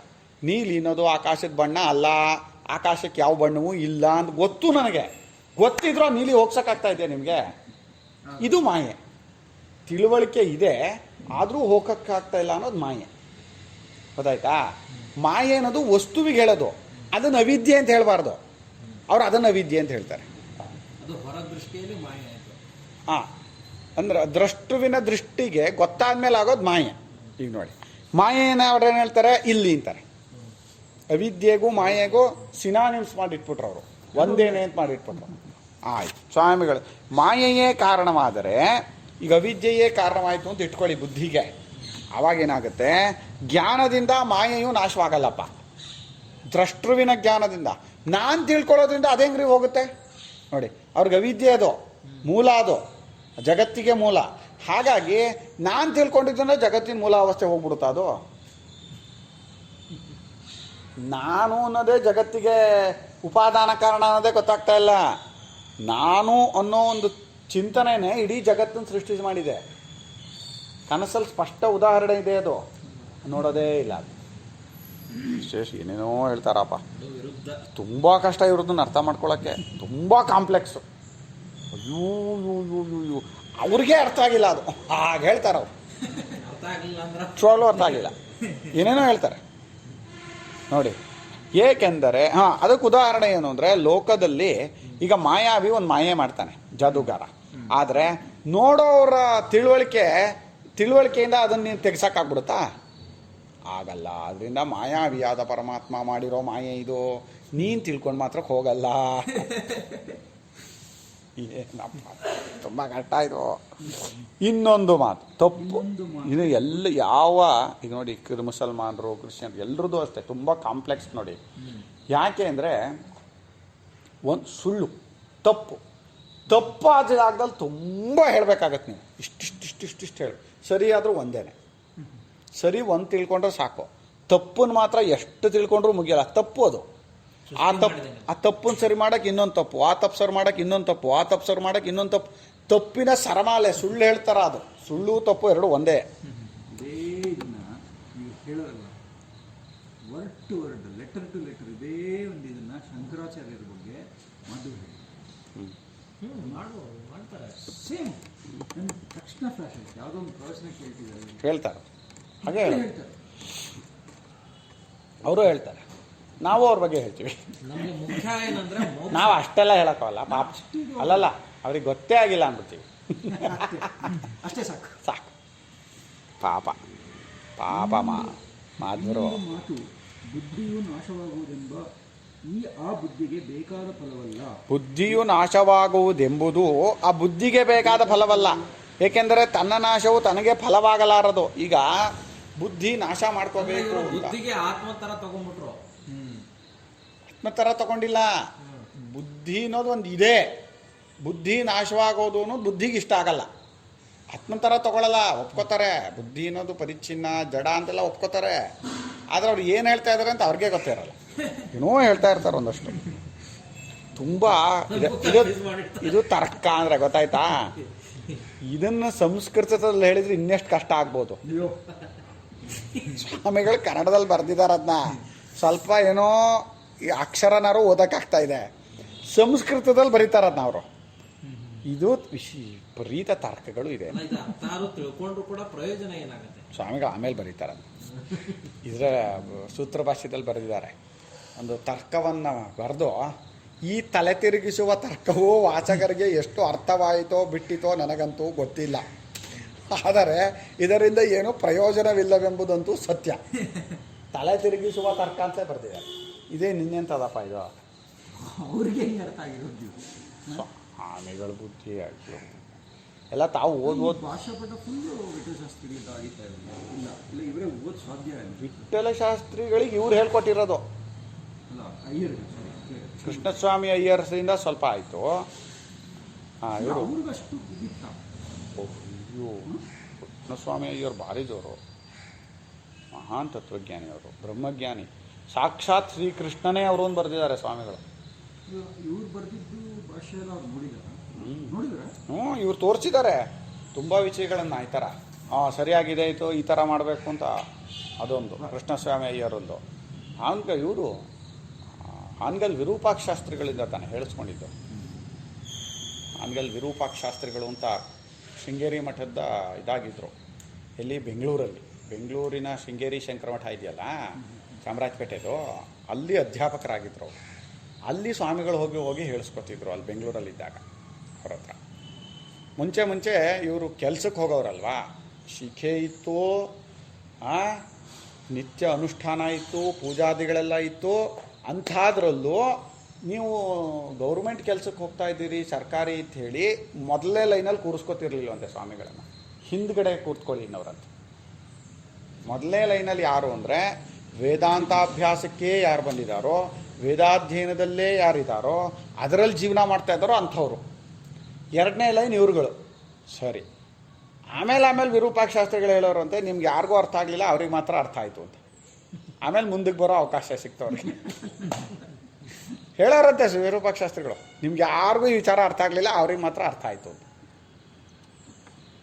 ಅವರು ಅಯ್ಯೋ ಪ್ರಚಂಡ. ಅವರು ಸಣ್ಣ ಉದಾಹರಣೆ ಹೇಳ್ತೀನಿ, ಸ್ವಾಮಿಗಳ ಬುದ್ಧಿಶಕ್ತಿ ಎಷ್ಟು ಅಂತ. ಸ್ವಾಮಿಗಳು ಕಡೂರಿಗೊಂದ್ಸಲ ಹೋಗಿರ್ತಾರೆ, ಬೆಂಗಳೂರಲ್ಲಿ ಮೇಷ್ಟ್ರಾಗಿದ್ದಾಗ. ಬೆಂಗಳೂರು ನ್ಯಾಷನಲ್ ಹೈಸ್ಕೂಲಲ್ಲೋ ಎಲ್ಲೋ ಮೇಷ್ಟ್ರಾಗಿರ್ತಾರೆ. ಕಡೂರಿಗೆ ಹೋಗಿರ್ತಾರೆ, ಸ್ನೇಹಿತರ ಮನೆಗೆ ಹೋಗಿರ್ತಾರೆ.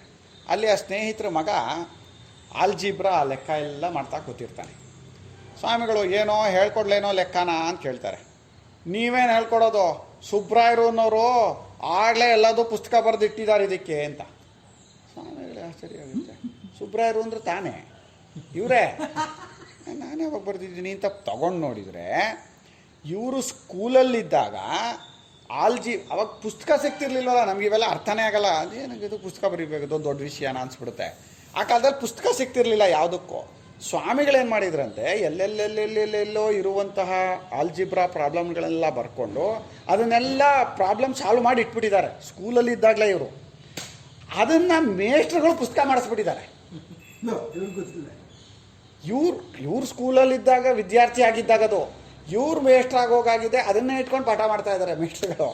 ನೋಡಿ ಇಲ್ಲಿ ಸುಬ್ರಾಯರು ಅವ್ರ ಹುಡುಗರಾಗಿದ್ದಾಗಲೇ ಪುಸ್ತಕ ಬರೆದಿಟ್ಟಿದ್ದಾರೆ ನೋಡಿ ಇಲ್ಲಿ. ಅದು ಸ್ವಾಮಿಗಳ ಬುದ್ಧಿ.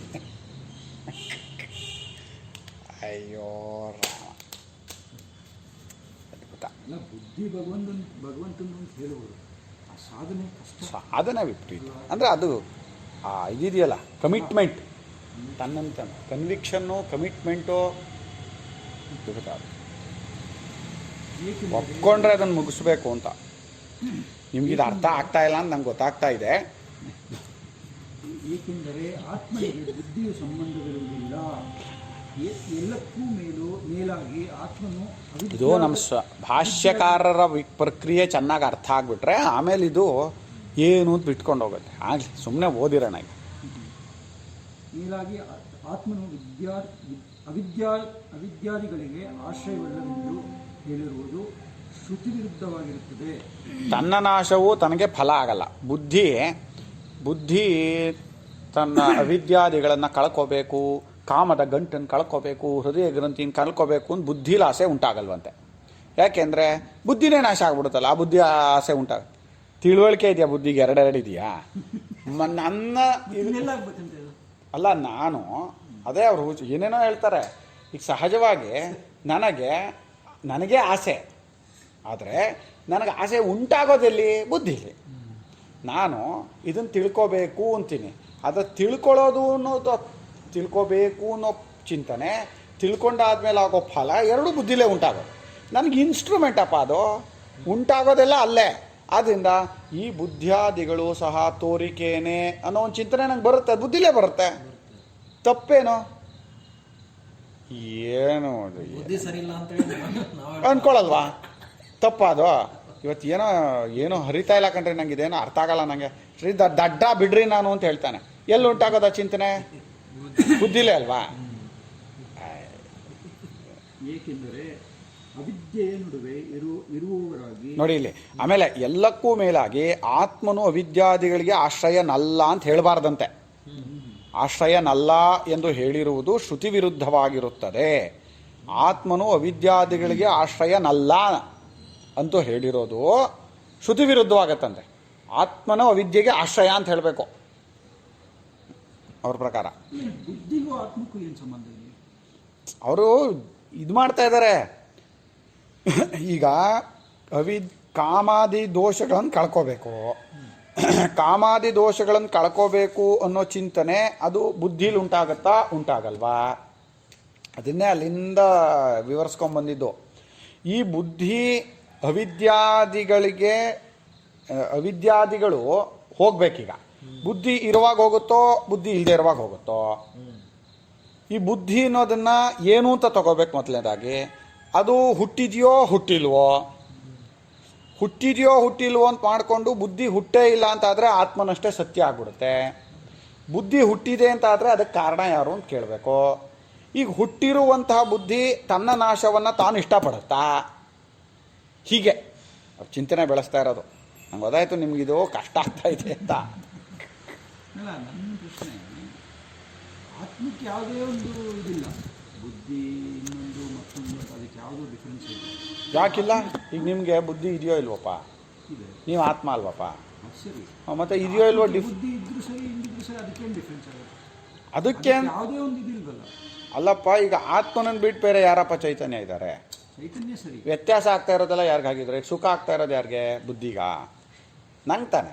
ಆತ್ಮನಿಗೆ ಸುಖ, ಆತ್ಮನಿಗೆ ದುಃಖ. ಯಾವ ಸುಖನೂ ಇಲ್ಲ. ರೀ, ಸುಖ ದುಃಖ ಬುದ್ಧಿ ಅದಕ್ಕೇನಿದೆ? ಅದಕ್ಕೇನೂ ಇಲ್ಲ. ಅದನ್ನು ನೀವು ನಿಮ್ಮನ್ನು ತಪ್ಪು ತಿಳ್ಕೊಂಡಿದ್ದೀರಿ ಅಲ್ವಪ್ಪ?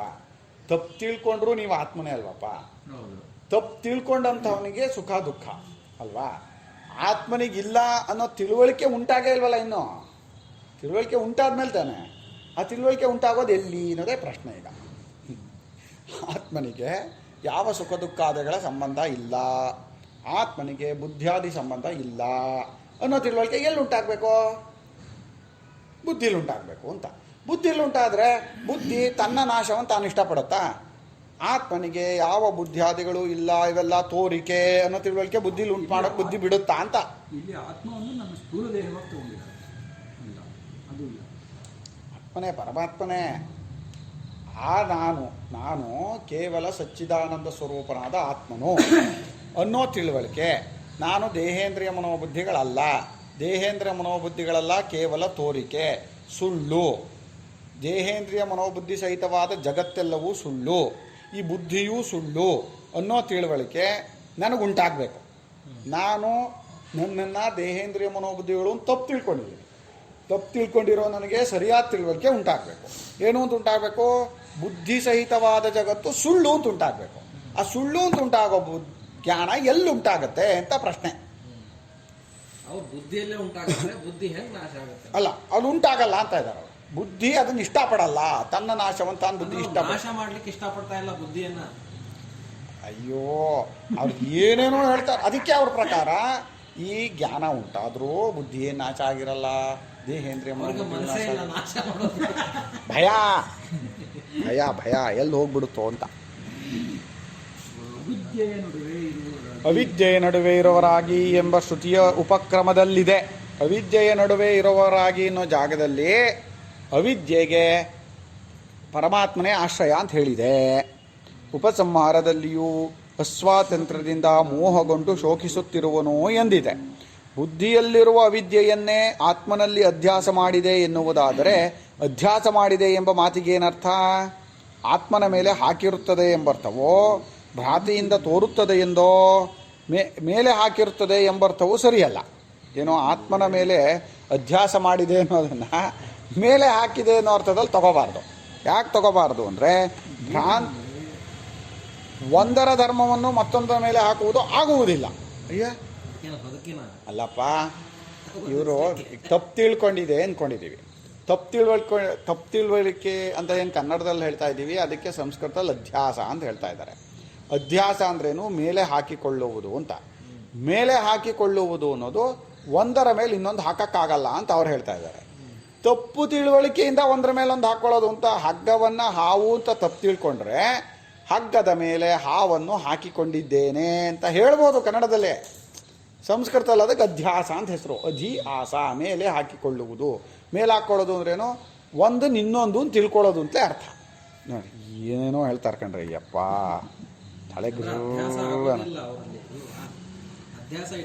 ಅಧ್ಯಾಸ ಇದೆ. ಆ ವಿದ್ಯೆ ಬಿಟ್ಟು ಇಲ್ಲಿ ಅಧ್ಯಾಸ ಇದ್ ಮಾತ್ರಕ್ಕೆ, ಈ ಅಧ್ಯಾಸ ಹೋದ ಮಾತ್ರಕ್ಕೆ ಆ ವಿದ್ಯೆ ಹೋಗಲ್ಲ. ಅಧ್ಯಾಸ ಅಂದ್ರೆ ಅವ್ರೇನ ತಿಳ್ಕೊಂಡಿದ್ದಾರೆ? ಅಧ್ಯಾಸ ಅಂದ್ರೆ ನಿಜವಾಗ್ಲೂ ಆಗಿದೆ ಅಂತಾರೆ ಅವರು. ಬರೀ ತಪ್ಪು ತಿಳುವಳಿಕೆ ಅಲ್ಲ ಇದು ಅಂತ. ಬರೀ ತಪ್ಪು ತಿಳುವಳಿಕೆ ಅಲ್ಲ ಇದು. ತಪ್ಪು ತಿಳುವಳಿಕೆಯಿಂದ ಏನೋ ಒಂದು ಆಗಿದೆ. ಆ ಏನೋ ಒಂದು ಆಗಲಿಲ್ಲ ಅಂದರೆ ಇಷ್ಟೆಲ್ಲ ಆಗಕ್ಕೆ ಕಾರಣ ಇಲ್ಲ ಅಂತ. ಬರೀ ತಪ್ಪು ತಿಳುವಳಿಕೆಯಿಂದ ಇಷ್ಟೆಲ್ಲ ಆಗ್ಬಿಡುತ್ತಾ? ನೀನು ತಪ್ಪು ತಿಳ್ಕೊಂಡಿದ್ದಕ್ಕೆ ಇಡೀ ಜಗತ್ತು ತೋರ್ಬಿಡುತ್ತಾ? ಓ, ನೀನು ಅಷ್ಟು ದೊಡ್ಡವನ ಅಂತ. ಅಯ್ಯೋ, ಏನೇನು ನಮ್ಮ ಕನಸು ಕೋರ್ಲಿಲ್ವಾ? ಕನಸಿನಲ್ಲಿ ಏನಿರಲಿಲ್ಲ. ಹಾಂ, ಆಕಾಶ ಇರಲಿಲ್ವಾ, ಗಾಳಿ ಇರಲಿಲ್ವಾ, ಬೆಳಕಿರಲಿಲ್ಲ, ಏನಿರಲಿಲ್ಲ. ಓ, ತಲೆ ತಿರುಗಿಸುವ ತರ್ಕ ಇದು. ಏಕೆಂದರೆ ಅವನಿಗೆ ನೀವು ಹೋದ್ರು ಹೇಳುತ್ತೀರಿ, ಹುಡುಗರು ಕಾರು ಮಾಡಿದ್ ಮುಗಿಸ್ಬಿಡೋಣ ತಡ್ರ. ಬುದ್ಧಿಗೂ ತೋರುವ ಹಾಗಿಲ್ಲ. ಏಕೆಂದರೆ ಬುದ್ಧಿಗೆ ಆತ್ಮನು ವಿಷಯನಲ್ಲವಾದ್ದರಿಂದ ಆತ್ಮನಲ್ಲಿರುವ ಅವಿದ್ಯೆಯನ್ನು ಅದು ಕಾಣಲಾರದು. ಆ ಭ್ರಾಂತಿ ಎಂಬುದು ತನಗೆ ಆಶ್ರಯವಾಗಿರುವ ವಾತನ ತತ್ವಾನುಭವದಿಂದಲೇ ಹೋಗುವುದೆಂದು ಪ್ರಸಿದ್ಧವಾಗಿರುವುದರಿಂದ ಈ ಪಕ್ಷದಲ್ಲಿ ಬುದ್ಧಿಯೇ ಅನುಭವಕ್ಕೆ ಆಶ್ರಯವೆಂದು ಹೇಳಬೇಕಾಗುವುದು. ಆದ್ದರಿಂದ ಈ ಭಾಷ್ಯಕ್ಕೆ ಸರಿಯಾದ ಅರ್ಥವೇ ಕಾಣುವುದಿಲ್ಲವಲ್ಲ.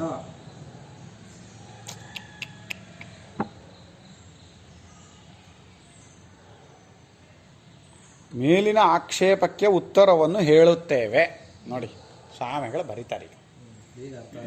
ಹಾಂ, ಇದು ತುಂಬ ಸುಲಭ. ಚೈತನ್ಯಕ್ಕೆ ಅಧೀನವಾಗಿ ಅನಾದಿಯಾದ ಅವ್ರು ಓದಕ್ಕಾಗಲ್ಲ ಬಿಡಿ ಅವ್ರಿಗೆ. ಮೇಲಿನ ಆಕ್ಷೇಪಕ್ಕೆ ಉತ್ತರವನ್ನು ಹೇಳುತ್ತೇವೆ. ಚೈತನ್ಯಕ್ಕೆ ಅಧೀನವಾಗಿ ಅನಾದಿಯಾದ ಅನಿರ್ವಾಚ್ಯವಾಗಿರುವ ಅವಿದ್ಯೆಯು ಅನಿರ್ವಾಚ್ಯವಾಗಿರುವ ಅವಿದ್ಯೆಯು ಚೈತನ್ಯವನ್ನು ಪರಿಚ್ಛೇದಗೊಳಿಸಿ ತನ್ನಿಂದ ಪರಿಚ್ಛಿನ್ನವಾಗಿರುವ ಚೈತನ್ಯದ ಬುದ್ಧಿಯೇ ಮುಂತಾದವುಗಳ ರೂಪವಾಗಿ ವಿವರ್ತವಾಗಿರುತ್ತದೆ. ಇದು ಮೇಲಿನ ಆಕ್ಷೇಪಕ್ಕೆ ಪರಿಹಾರ ಹೇಳ್ತೇವೆ ಅನ್ನೋದು ಅವ್ರದ್ದೇನೆ, ಸ್ವಾಮಿಗಳದಲ್ಲ ಇದು. ಅವರೇ ಆಕ್ಷೇಪ ಹಾಕ್ಕೊಂಡಿದ್ದಾರೆ ಇಷ್ಟು, ಅದಕ್ಕೆ ಅಷ್ಟಕ್ಕೆ ಉತ್ತರ ಕೊಟ್ಕೊಂಡು ಹೋಗ್ತಾ ಇದ್ದಾರೆ ಈಗ ಅವರು ಅಲ್ವಾ. ನೋಡಿ ಆಮೇಲೆ ಸ್ವಾಮಿಗಳು ಇಲ್ಲಿ ಬರೆಯೋದು ಮೇಲಿನ ಆಕ್ಷೇಪಕ್ಕೆ ಉತ್ತರವನ್ನು ಹೇಳುತ್ತೇವೆ ಅನ್ನೋದು ಅವರೇನೆ. ಇವರು ಅವರೊಂದಿಷ್ಟು ಪ್ರಶ್ನೆ ತೆಗೆದ್ರು.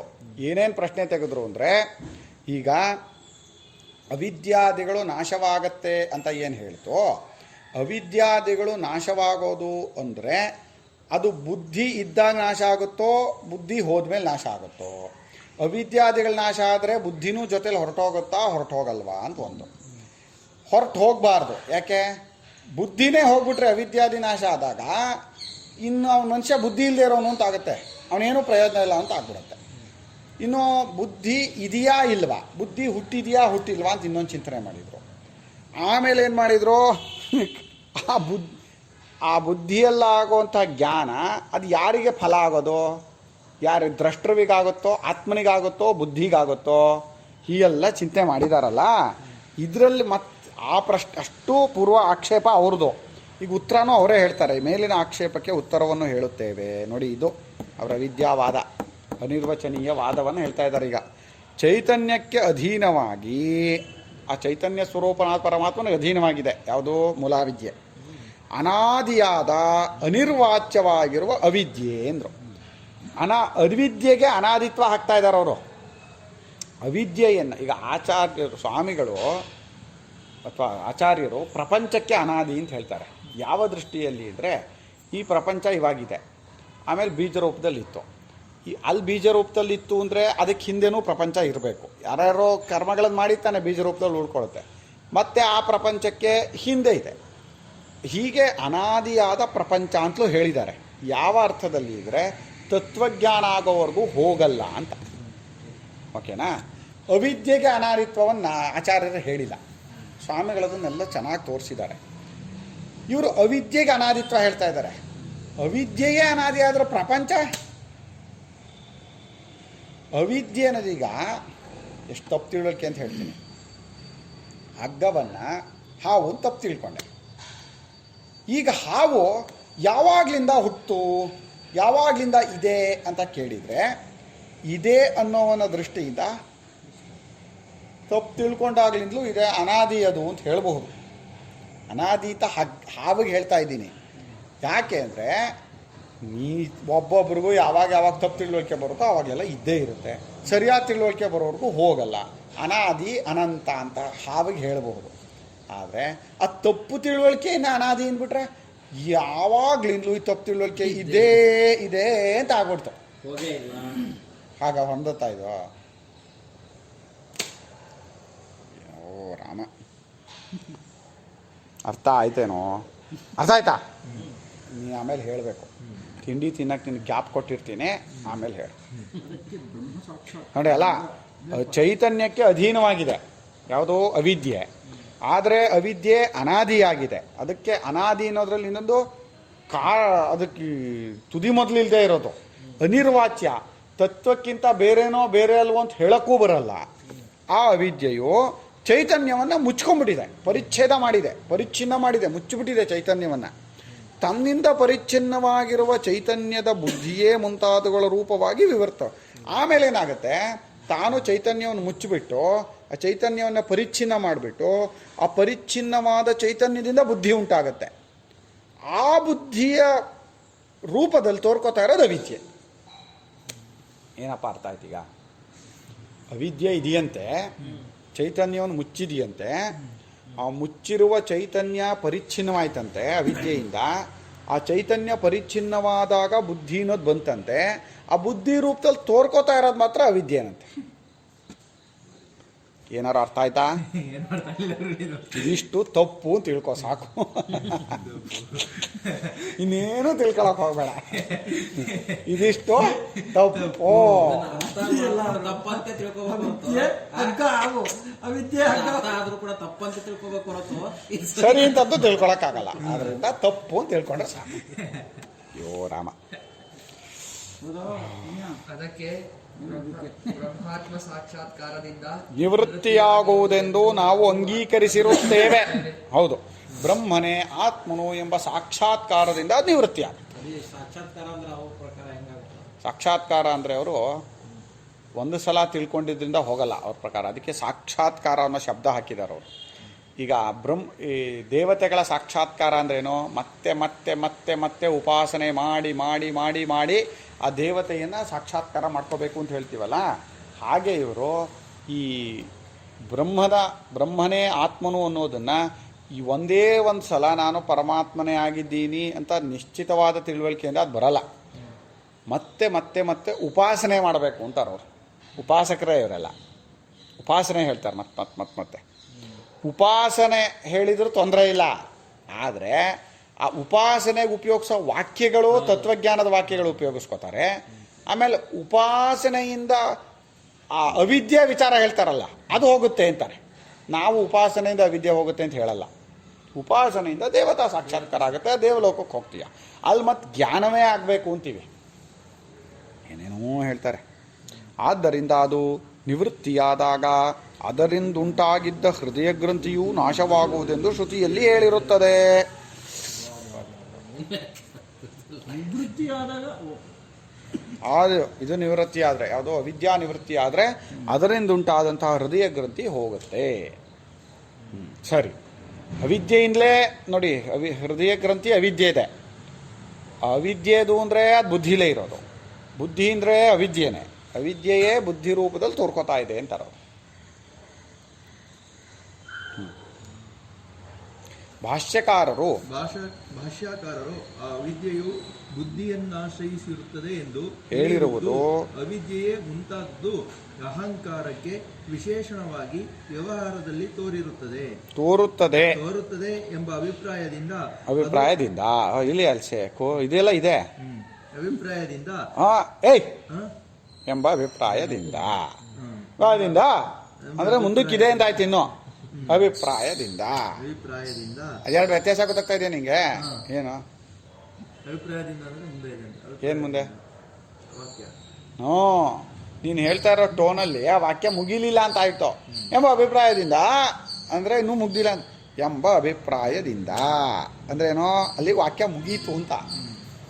ಓ ರಾಮ, ಸದ್ಗುರುನಾಥ, ಏನು ನಡೀತಾ ಇದೆ ಇಲ್ಲಿ? ವೇದಾಂತ ಪಾಠವೇ? ಕನ್ನಡ ಪಾಠವೇ? ಭಾಷ್ಯಕಾರರು ಏನು ಹೇಳಿದ್ದಾರೆ? ಅವಿದ್ಯೆಯು ಬುದ್ಧಿಯನ್ನಾಶ್ರಯಿಸಿರುತ್ತದೆ ಎಂದು ಹೇಳಿರುವುದು ಅದೇ ಅವಿದ್ಯೆಯೇ ಮುಂತಾದದ್ದು ಅಹಂಕಾರಕ್ಕೆ ವಿಶೇಷಣವಾಗಿ ವ್ಯವಹಾರದಲ್ಲಿ ತೋರುತ್ತದೆ ಎಂಬ ಅಭಿಪ್ರಾಯದಿಂದ. ಇನ್ನು ಫುಲ್ ಓದೋಣ, ಆವಾಗ ಇದಾಗುತ್ತೆ. ಅದು ಆತ್ಮನನ್ನು ಆಶ್ರಯಿಸಿಲ್ಲವೆಂದು ಹೇಳಿರುವುದು ಆತ್ಮನು ನಿರ್ವಿಕಾರನೆಂಬ ಅಭಿಪ್ರಾಯದಿಂದ. ಅದು ವಾಕ್ಯ ಪೂರ್ತಿ ಇಲ್ಲಿಗಾಯ್ತು. ಆತ್ಮನನ್ನು ಆಶ್ರಯಿಸಿಲ್ಲ. ಯಾವುದೋ ಅವಿದ್ಯೆ ಅನ್ನೋದು ಬುದ್ಧಿಯನ್ನು ಆಶ್ರಯಿಸ್ಕೊಂಡಿದೆ. ಇದು ಅವ್ರದ್ದೇ ವಾಕ್ಯ. ಇವ್ರೇನು ಮಾಡಿಬಿಟ್ರು ಈಗ ಮೇಲ್ಗಡೆ ಅವಿದ್ಯೆಯೇ ಬುದ್ಧಿ ರೂಪದಲ್ಲಿ ತೋರ್ತಾ ಇದೆ, ಬುದ್ಧಿಗೆ ಅವಿದ್ಯೆ ಆಶ್ರಯ ಅಂದರು. ಆದರೆ ಭಾಷ್ಯಕಾರರು ಯಾವ ಅರ್ಥದಲ್ಲಿ ಹೇಳ್ತಾ ಇದ್ದಾರೆ ಅಂತ ಅವರೇ ಹೇಳ್ತಾರೆ. ಈಗ ಅವ್ರು ಹೇಳ್ತಾ ಇರೋದು ಚೈತನ್ಯವೇ ಬುದ್ಧಿಯ ಆಕಾರದಲ್ಲಿ ಇದಾಗತ್ತೆ, ಅವಿದ್ಯೆ ಬುದ್ಧಿ ರೂಪದಲ್ಲಿ ತೋರ್ಕೊಳ್ಳುತ್ತೆ ಅಂತ ಏನೋ ಹೇಳಿದ್ರಲ್ಲ, ಅದರ ಪ್ರಕಾರ ಚೈತನ್ಯವೇ ಬುದ್ಧಿಗೆ ಆಶ್ರಯವಾಯಿತು ಅಂತ ಆಯಿತು. ಅದು ಹೊಂದಲ್ಲ ಅಂತ ಅವರು. ಭಾಷ್ಯಕಾರರು ಎರಡನ್ನೂ ಬರೆದಿದ್ದಾರೆ. ಭಾಷ್ಯಕಾರರು ಅವಿದ್ಯೆಯು ಬುದ್ಧಿಗೆ ಆಶ್ರಯ ಅಂತ ಹೇಳಿದ್ದಾರೆ. ಅಂತ ಹೇಳಿರೋದು ಅವಿದ್ಯೆಯೇ ಮುಂತಾದದ್ದು ನಾನು ಅನ್ನೋ ಅಹಂಕಾರ ಇದೆಯಲ್ಲ, ಆ ಅಹಂಕಾರಕ್ಕೆ ವಿಶೇಷಣವಾಗಿ ವ್ಯವಹಾರದಲ್ಲಿ ತೋರುತ್ತೆ. ಅಹಂಕಾರ ಅಂದರೂ ಅವಿದ್ಯೆ ಅಂದರೂ ಒಂದೇ ಅನ್ನೋ ರೂಪದಲ್ಲಿ ತೋರುತ್ತೆ ವ್ಯವಹಾರದಲ್ಲಿ. ಆತ್ಮನನ್ನು ಆಶ್ರಯಿಸಿಲ್ಲ ಅಂತ ಯಾಕೆ ಹೇಳಿದೆ ಅಂದರೆ ಆತ್ಮನು ನಿರ್ವಿಕಾರ, ಆದ್ದರಿಂದ ಆತ್ಮನನ್ನು ಯಾವುದೂ ಆಶ್ರಯಿಸ್ಕೊಳ್ಳೋದಿಲ್ಲ ಅಂತ ಆಗಲಿ. ಮುಂದೆ ಹೇಳ್ತಾರೆ, ಜೀವನ್ಮುಕ್ತನಲ್ಲಿ ಜ್ಞಾನಬಾಧಿತವಾದ ಅವಿದ್ಯೆಯು ಅನುವೃತ್ತವಾಗಿ ತೋರಿಕೊಂಡಿರುತ್ತದೆ ಎಂಬುದನ್ನು ಪ್ರಕಟಾರ್ಥವೆಂಬ ಗ್ರಂಥದಲ್ಲಿ ತೋರಿಸಿಕೊಟ್ಟಿರುತ್ತೇವೆ. ಆದ್ದರಿಂದ ಜೀವನ್ಮುಕ್ತಿಯು ಉಂಟೆಂಬ ವಾದವು ವಿರುದ್ಧವಲ್ಲ. ನೋಡಿ, ಜೀವನ್ಮುಕ್ತನಲ್ಲಿ ಜ್ಞಾನಬಾಧಿತವಾದ ಅವಿದ್ಯೆ ಇರುತ್ತಂತೆ. ಶಬ್ದಕ್ಕೆ ಅರ್ಥ ಆಗಲ್ಲ. ಬೆಳಕು ಬಂದ ಮೇಲೆ ಹೋದಂತಹ ಕತ್ತಲೆಯೂ ಇರುತ್ತದೆ. ಬೆಳಕು ಬಂದ ಮೇಲೆ ಹೋದಂತಹ ಕತ್ತಲೆಯೂ ಇರುತ್ತದೆ, ಅಂಶವಾಗಿ ಇರುತ್ತದೆ. ಕಲ್ಪನೆ. ಅವ್ರೇನು ಹೇಳ್ತಾ ಇದ್ದಾರೆ ನೋಡಿ, ಆತ್ಮನು ಅವಿದ್ಯೆಗೆ ಆಶ್ರಯವಲ್ಲ ಅಂದರೆ ಆತ್ಮನು ನಿರ್ವಿಕಾರ ಅನ್ನೋ ಅರ್ಥ ಬರುವಾಗ, ಅವಿದ್ಯೆಯು ಆಶ್ರಯ, ಅವಿದ್ಯೆಯು ಬುದ್ಧಿಗೆ ಆಶ್ರಯ ಅಂದರೆ ಅವಿದ್ಯೆ ಅನ್ನೋದು ಆ ಆತ್ಮನನ್ನು ಮುಚ್ಚಿರೋದ್ರಿಂದ, ಆತ್ಮನನ್ನು ಪರಿಚ್ಛಿನ್ನ ಮಾಡಿರೋದ್ರಿಂದ, ಆತ್ಮನನ್ನು ಪರಿಚ್ಛಿನ್ನ ಮಾಡಿದ್ದು ಯಾವುದೋ ಅವಿದ್ಯೆ. ಆತ್ಮನನ್ನು ಪರಿಚ್ಛಿನ್ನ ಮಾಡಿದ ಅವಿದ್ಯೆ. ಆತ್ಮನು ಪರಿಚ್ಛಿನ್ನವಾದ ಮೇಲೆ ಬುದ್ಧಿ ಅಂತ ತೋರ್ಕೊಂಡಿತ್ತು. ಆದ್ದರಿಂದ ಈಗ ಬುದ್ಧಿಗೆ ಆಶ್ರಯ ಯಾರೋ ಅವಿದ್ಯೆನೇ.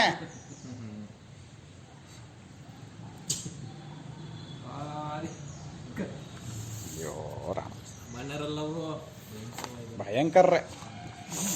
ನೋಡಿ, ಈಗ ಸ್ವಾಮಿಗಳು ಬರೀತಾರೆ, ಮೇಲೆ ಕೊಟ್ಟಿರುವ ವ್ಯಾಖ್ಯಾನವು ಭಾಷ್ಯಕಾರರ ಪ್ರಕ್ರಿಯೆಗೆ ಅಡ್ಡಿಗಲ್ಲಾಗಿರುವ ಅಸಾಧ್ಯವಾದ ಅಧ್ಯಾಸವಾದ ಅಡಿಗಲ್ಲಾಗಿರುವ ಅಧ್ಯಾಸವಾದವು ಪೂರ್ವ ಪಕ್ಷದ ಹೊಡೆತಕ್ಕೆ ನಿಲ್ಲಲಾರದೆಂಬ ಅಭಿಪ್ರಾಯವನ್ನೊಳಗೊಂಡಿದೆ. ಮೇಲೆ ಕೊಟ್ಟಿರುವ ವ್ಯಾಖ್ಯಾನ ಏನಿದೆ, ಭಾಷ್ಯಕಾರರು ಪ್ರಕ್ರಿಯೆಗೆ ಅಧ್ಯಾಸವಾದವನ್ನು ಉಪಯೋಗಿಸ್ಕೊಂಡಿದ್ದಾರೆ. ಅಧ್ಯಾಸವಾದ ಅಂದರೆ ಆತ್ಮನನ್ನು ದೇಹೇಂದ್ರಿಯ ಮನೋಬುದ್ಧಿಗಳು ಅಂತ ತಪ್ಪು ತಿಳ್ಕೊಂಡಿದ್ದೀವಿ ಅಷ್ಟೇ, ಇನ್ನೇನು ಹೇಳಿಲ್ಲ ಆಚಾರ್ಯರು. ತಪ್ಪು ತಿಳುವಳಿಕೆ ಒಂದನ್ನೇ ಹೇಳಿರೋದು ಅವರು. ಹಗ್ಗವನ್ನು ಹಾವು ತಪ್ಪು ತಿಳ್ಕೊಂಡಿದ್ಯಾ, ಆ ತಪ್ಪು ತಿಳುವಳಿಕೆಯಿಂದ ನಿನಗೆ ಹಾವಿನ ಆಕಾರ ಕಾಣಿಸ್ತಾ ಇದೆ, ಅದರ ಭಯ ಕಾಣಿಸ್ತಾ ಇದೆ, ಏನೆಲ್ಲ ಕಾಣಿಸ್ತಾ ಇದೆ. ಹಾಗೆ ನಾನು ಚೈತನ್ಯ ಸ್ವರೂಪವಾದ ನನ್ನನ್ನು ದೇಹೇಂದ್ರಿಯ ಮನೋಬುದ್ಧಿಗಳು ಅಂತ ತಪ್ಪು ತಿಳ್ಕೊಂಬಿಟ್ಟಿದ್ದೀನಿ, ಅದರಿಂದ ಈ ಪ್ರಪಂಚ ಕಾಣಿಸ್ತಾ ಇದೆ. ಅಧ್ಯಾಸವಾದ ಒಂದನ್ನೇ ಅವ್ರು ಹೇಳೋದು ಆಚಾರ್ಯರು. ಆ ಅಧ್ಯಾಸವಾದ ಪೂರ್ವ ಪಕ್ಷದ ಹೊಡೆತಕ್ಕೆ ನಿಲ್ಲೋದಿಲ್ಲ ಅಂತ ಅವ್ರ ಅಭಿಪ್ರಾಯ. ಅದರಿಂದ ಇಷ್ಟೆಲ್ಲ ಹೇಳಬೇಕು ಅಂತ ಅವರು. ಅಧ್ಯಾಸಕ್ಕೂ ಅಂತಃಕರಣಕ್ಕೂ ಉಪಾದಾನವಾದ ಅನಿರ್ವಾಚ್ಯ ವಿದ್ಯೆಯು ಅನಿರ್ವಾಚ್ಯ ವಿದ್ಯೆಯೊಂದು ಆತ್ಮನನ್ನು ಆಶ್ರಯಿಸಿದೆ ಎಂಬ ವಾದವು ಪ್ರಸ್ಥಾನತ್ರಯ ಭಾಷ್ಯದಲ್ಲೆಲ್ಲ ಹಗಲು ಬತ್ತಿಯನ್ನು ಹಚ್ಚಿಕೊಂಡು ಹುಡುಕಿದರೂ ಕಾಣಬರದೇ ಇರುವ ನವೀನ ಪ್ರಕ್ರಿಯೆಯನ್ನು ಮುಂದೊಡ್ಕೊಂಡಿರುತ್ತದೆ. ನೋಡಿ, ಇದು ಇಷ್ಟು ಜಿಸ್ಟು ಹಿಂದೆ ಹೇಳಿದ್ದು. ಅಧ್ಯಾಸ ಅಂದರೆ ತಪ್ಪು ತಿಳುವಳಿಕೆ. ತಪ್ಪು ತಿಳುವಳಿಕೆ ಅಂದ್ರೇನು? ಅವರು ಹೇಳ್ತಾರೆ, ದೇಹೇಂದ್ರಿಯ ಮನೋಬುದ್ಧಿಗಳನ್ನು ನಾನು ಅಂತ ತಿಳ್ಕೊಳ್ಳೋದು ತಪ್ಪು ತಿಳುವಳಿಕೆನೇ. ಆಯಿತು, ಆ ತಪ್ಪು ತಿಳುವಳಿಕೆ ಉಂಟಾಗಿದ್ದಲ್ಲಿ ಅಂತಃಕರಣದಲ್ಲಿ. ಆ ಅಂತಃಕರಣ ಉಂಟಾಗಿದ್ದು ಹೇಗೆ? ಚೈತನ್ಯದಿಂದ. ಚೈತನ್ಯ ಯಾಕೆ ಅಂತಃಕರಣ ಆಯಿತು? ಅವಿದ್ಯೆ ಅದನ್ನು ಮುಚ್ಕೊಂಡಿರೋದು. ಈಗ ಅವಿದ್ಯೆ ಚೈತನ್ಯವನ್ನು ಮುಚ್ಕೊಂಡಿದ್ದರಿಂದ ಅಂತಃಕರಣವಾಯಿತು. ಆ ಅಂತಃಕರಣದಲ್ಲಿ ನಾನು ದೇಹೇಂದ್ರಿಯ ಮನೋಬುದ್ಧಿಗಳು ಅನ್ನೋ ತಪ್ಪು ತಿಳುವಳಿಕೆ ಬಂತು. ಆದ್ದರಿಂದ ಈ ಅಂತಃಕರಣಕ್ಕೂ ಈ ತಪ್ಪು ತಿಳುವಳಿಕೆಗೂ ಅವಿದ್ಯೆ, ಮೂಲವಾದ ಒಂದು ಅವಿದ್ಯೆ ಇದೆ. ಅದು ಚೈತನ್ಯವನ್ನು ಮುಚ್ಕೊಂಡಿರೋ ಅವಿದ್ಯೆ. ಆ ಚೈತನ್ಯವನ್ನು ಮುಚ್ಕೊಂಡಿರೋ ಅವಿದ್ಯೆಯಿಂದ ಅಂತಃಕರಣ ಉಂಟಾಯಿತು. ಆ ಅಂತಃಕರಣದಲ್ಲಿ ದೇಹೇಂದ್ರಿಯ ಮನೋಬುದ್ಧಿಗಳು ನಾನು ಅನ್ನೋ ತಪ್ಪು ತಿಳುವಳಿಕೆ ಉಂಟಾಯಿತು. ಇದು ಸಣ್ಣ ಅವಿದ್ಯೆ, ಅದು ದೊಡ್ಡ ಅವಿದ್ಯೆ. ಆ ದೊಡ್ಡ ಅವಿದ್ಯೆ ಅಂತಃಕರಣವನ್ನು ಉಂಟು ಮಾಡಿದೆ, ಅದಕ್ಕೂ ಆಶ್ರಯವಾಗಿದೆ. ಅಂತಃಕರಣದಲ್ಲಿ ತೋರಿಬರುವ ತಪ್ಪು ತಿಳುವಳಿಕೆಗೂ ಆಶ್ರಯವಾಗಿದೆ. ಹೀಗೆ ಹೇಳಬೇಕೇ ಹೊರತು ಕೇವಲ ಪರಮಾತ್ಮನನ್ನು ದೇಹೇಂದ್ರಿಯ ಮನೋಬುದ್ಧಿಗಳು ಅಂತ ತಪ್ಪು ತಿಳ್ಕೊಂಡಿದ್ದೀವಿ ಅಂದ್ಬಿಟ್ರೆ ಪ್ರಶ್ನೆ ಕೇಳಿದವ್ರಿಗೆ ಉತ್ತರ ಹೇಳೋಕ್ಕಾಗಲ್ಲ ನೀವು ಅಂತಾರೆ ಅವರು. ಪ್ರಶ್ನೆ ಕೇಳಿದವ್ರಿಗೆ ಉತ್ತರ ಹೇಳೋಕ್ಕೋ ನಾವಿರೋದು, ಸರಿಯಾಗಿ ತಿಳ್ಕೊಳಕ್ಕೋ ಇರೋದು. ಯಾರು ಪ್ರಶ್ನೆ ಕೇಳಿದ್ರು ನಂಗೆ ಗೊತ್ತಿಲ್ಲಪ್ಪ ಅಂತಲೇ ಹೇಳ್ತೀವಿ. ಏನೀಗ ಕಳ್ಕೊಂಡಿದ್ದೇನಪ್ಪ?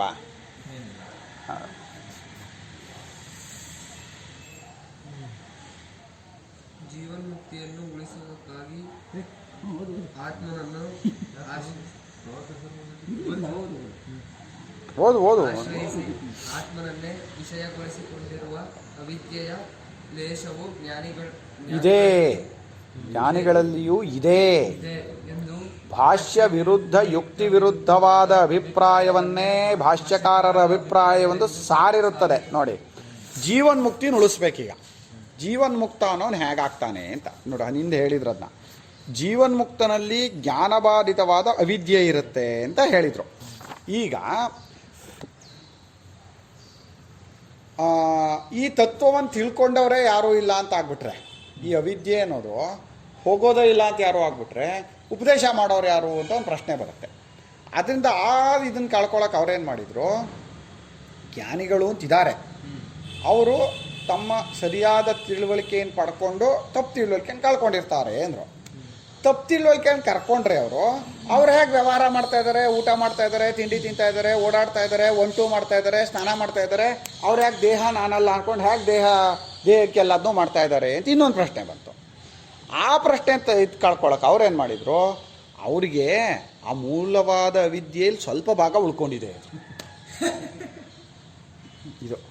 ಅದಕ್ಕೇನೆ ಜೀವನ್ಮುಕ್ತಿಯನ್ನು ಉಳಿಸುವುದಕ್ಕಾಗಿ ಸ್ವಾಮಿಗಳು ಬರ್ತಾ ಇದ್ರು ನೋಡಿ, ಜೀವನ್ಮುಕ್ತಿಯನ್ನು ರಕ್ಷಣೆ ಮಾಡಬೇಕು, ಹೇಗಾದರೂ ಮಾಡಿ ಜೀವನ್ಮುಕ್ತ ಅಂತ ಆಚಾರ್ಯರು ಬರೆದ್ಬಿಟ್ಟಿದ್ದಾರೆ, ಅದನ್ನು ಹೆಂಗೆ ಉಳಿಸೋದು ಅಂತ ಅವರು ಪ್ರಯತ್ನ ಮಾಡಿದರು.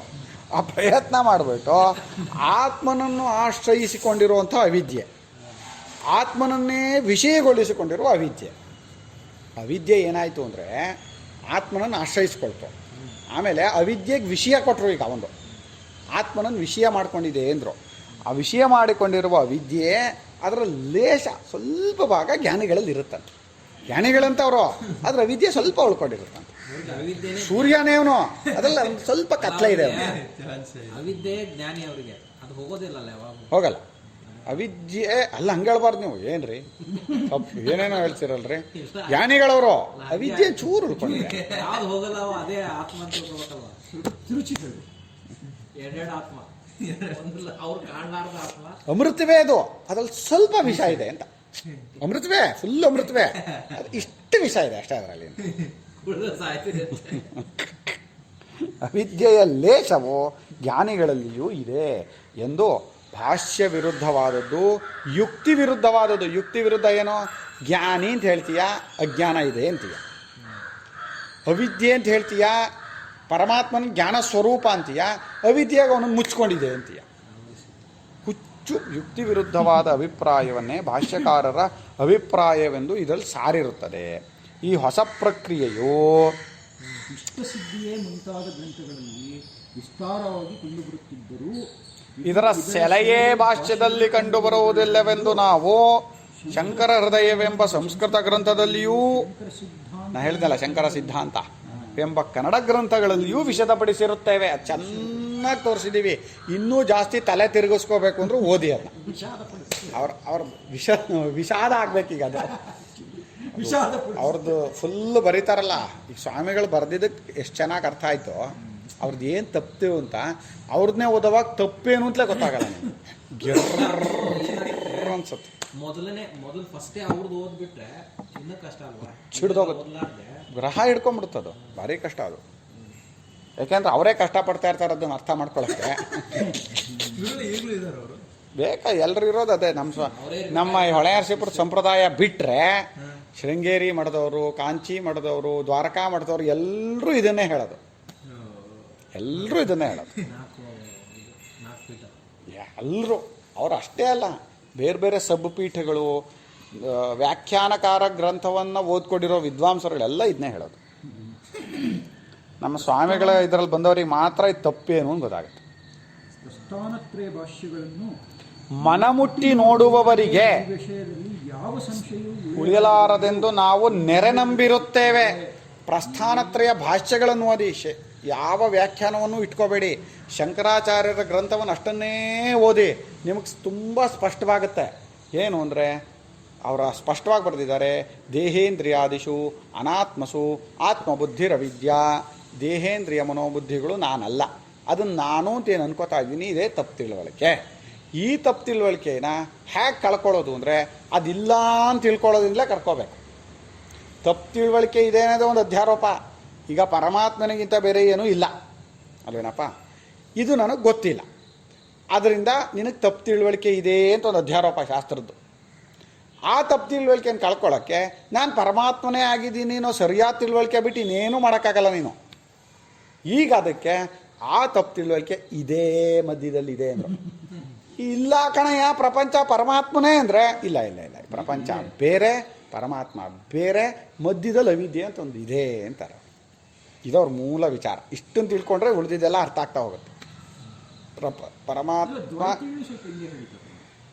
ದ್ವೈತಿಗಳವರು ಅದನ್ನೇ ಸ್ವಾಮಿಗಳು ಹೇಳೋದು ಅದರಲ್ಲಿ ಶಂಕರ ಸಿದ್ಧಾಂತದಲ್ಲಿ, ದ್ವೈತವಾದಕ್ಕೂ ಇವ್ರದಕ್ಕೂ ಏನೂ ವ್ಯತ್ಯಾಸ ಇಲ್ಲ ಅಂತ. ವ್ಯತ್ಯಾಸ ಇಲ್ಲ ಅಂದರೆ ಅವರು ದ್ವೈತಿಗಳಲ್ಲ, ದ್ವೈತಿಗಳು ಅಂತ ಹೇಳ್ಕೊಳ್ಳಲ್ಲ, ಹೇಳ್ಕೊಳ್ಳಲ್ಲ. ಬಟ್ ಹೇಳ್ತಾ ಇರೋದೆಲ್ಲ ಅದನ್ನೇ, ಅದು ಹೇಳ್ಕೊಳ್ಳಲ್ಲ. ಹಾಗೆ ಹೇಳೋ ದ್ವೈತ ಅದ್ವೈತ ಅಂತ ಹೇಳೋದು, ಹೇಳೋವಾಗ ಅದ್ವೈತ ಅಂತ ಹೇಳ್ತೀವಿ, ಅದು ದ್ವೈತ ಹೇಳೋದು.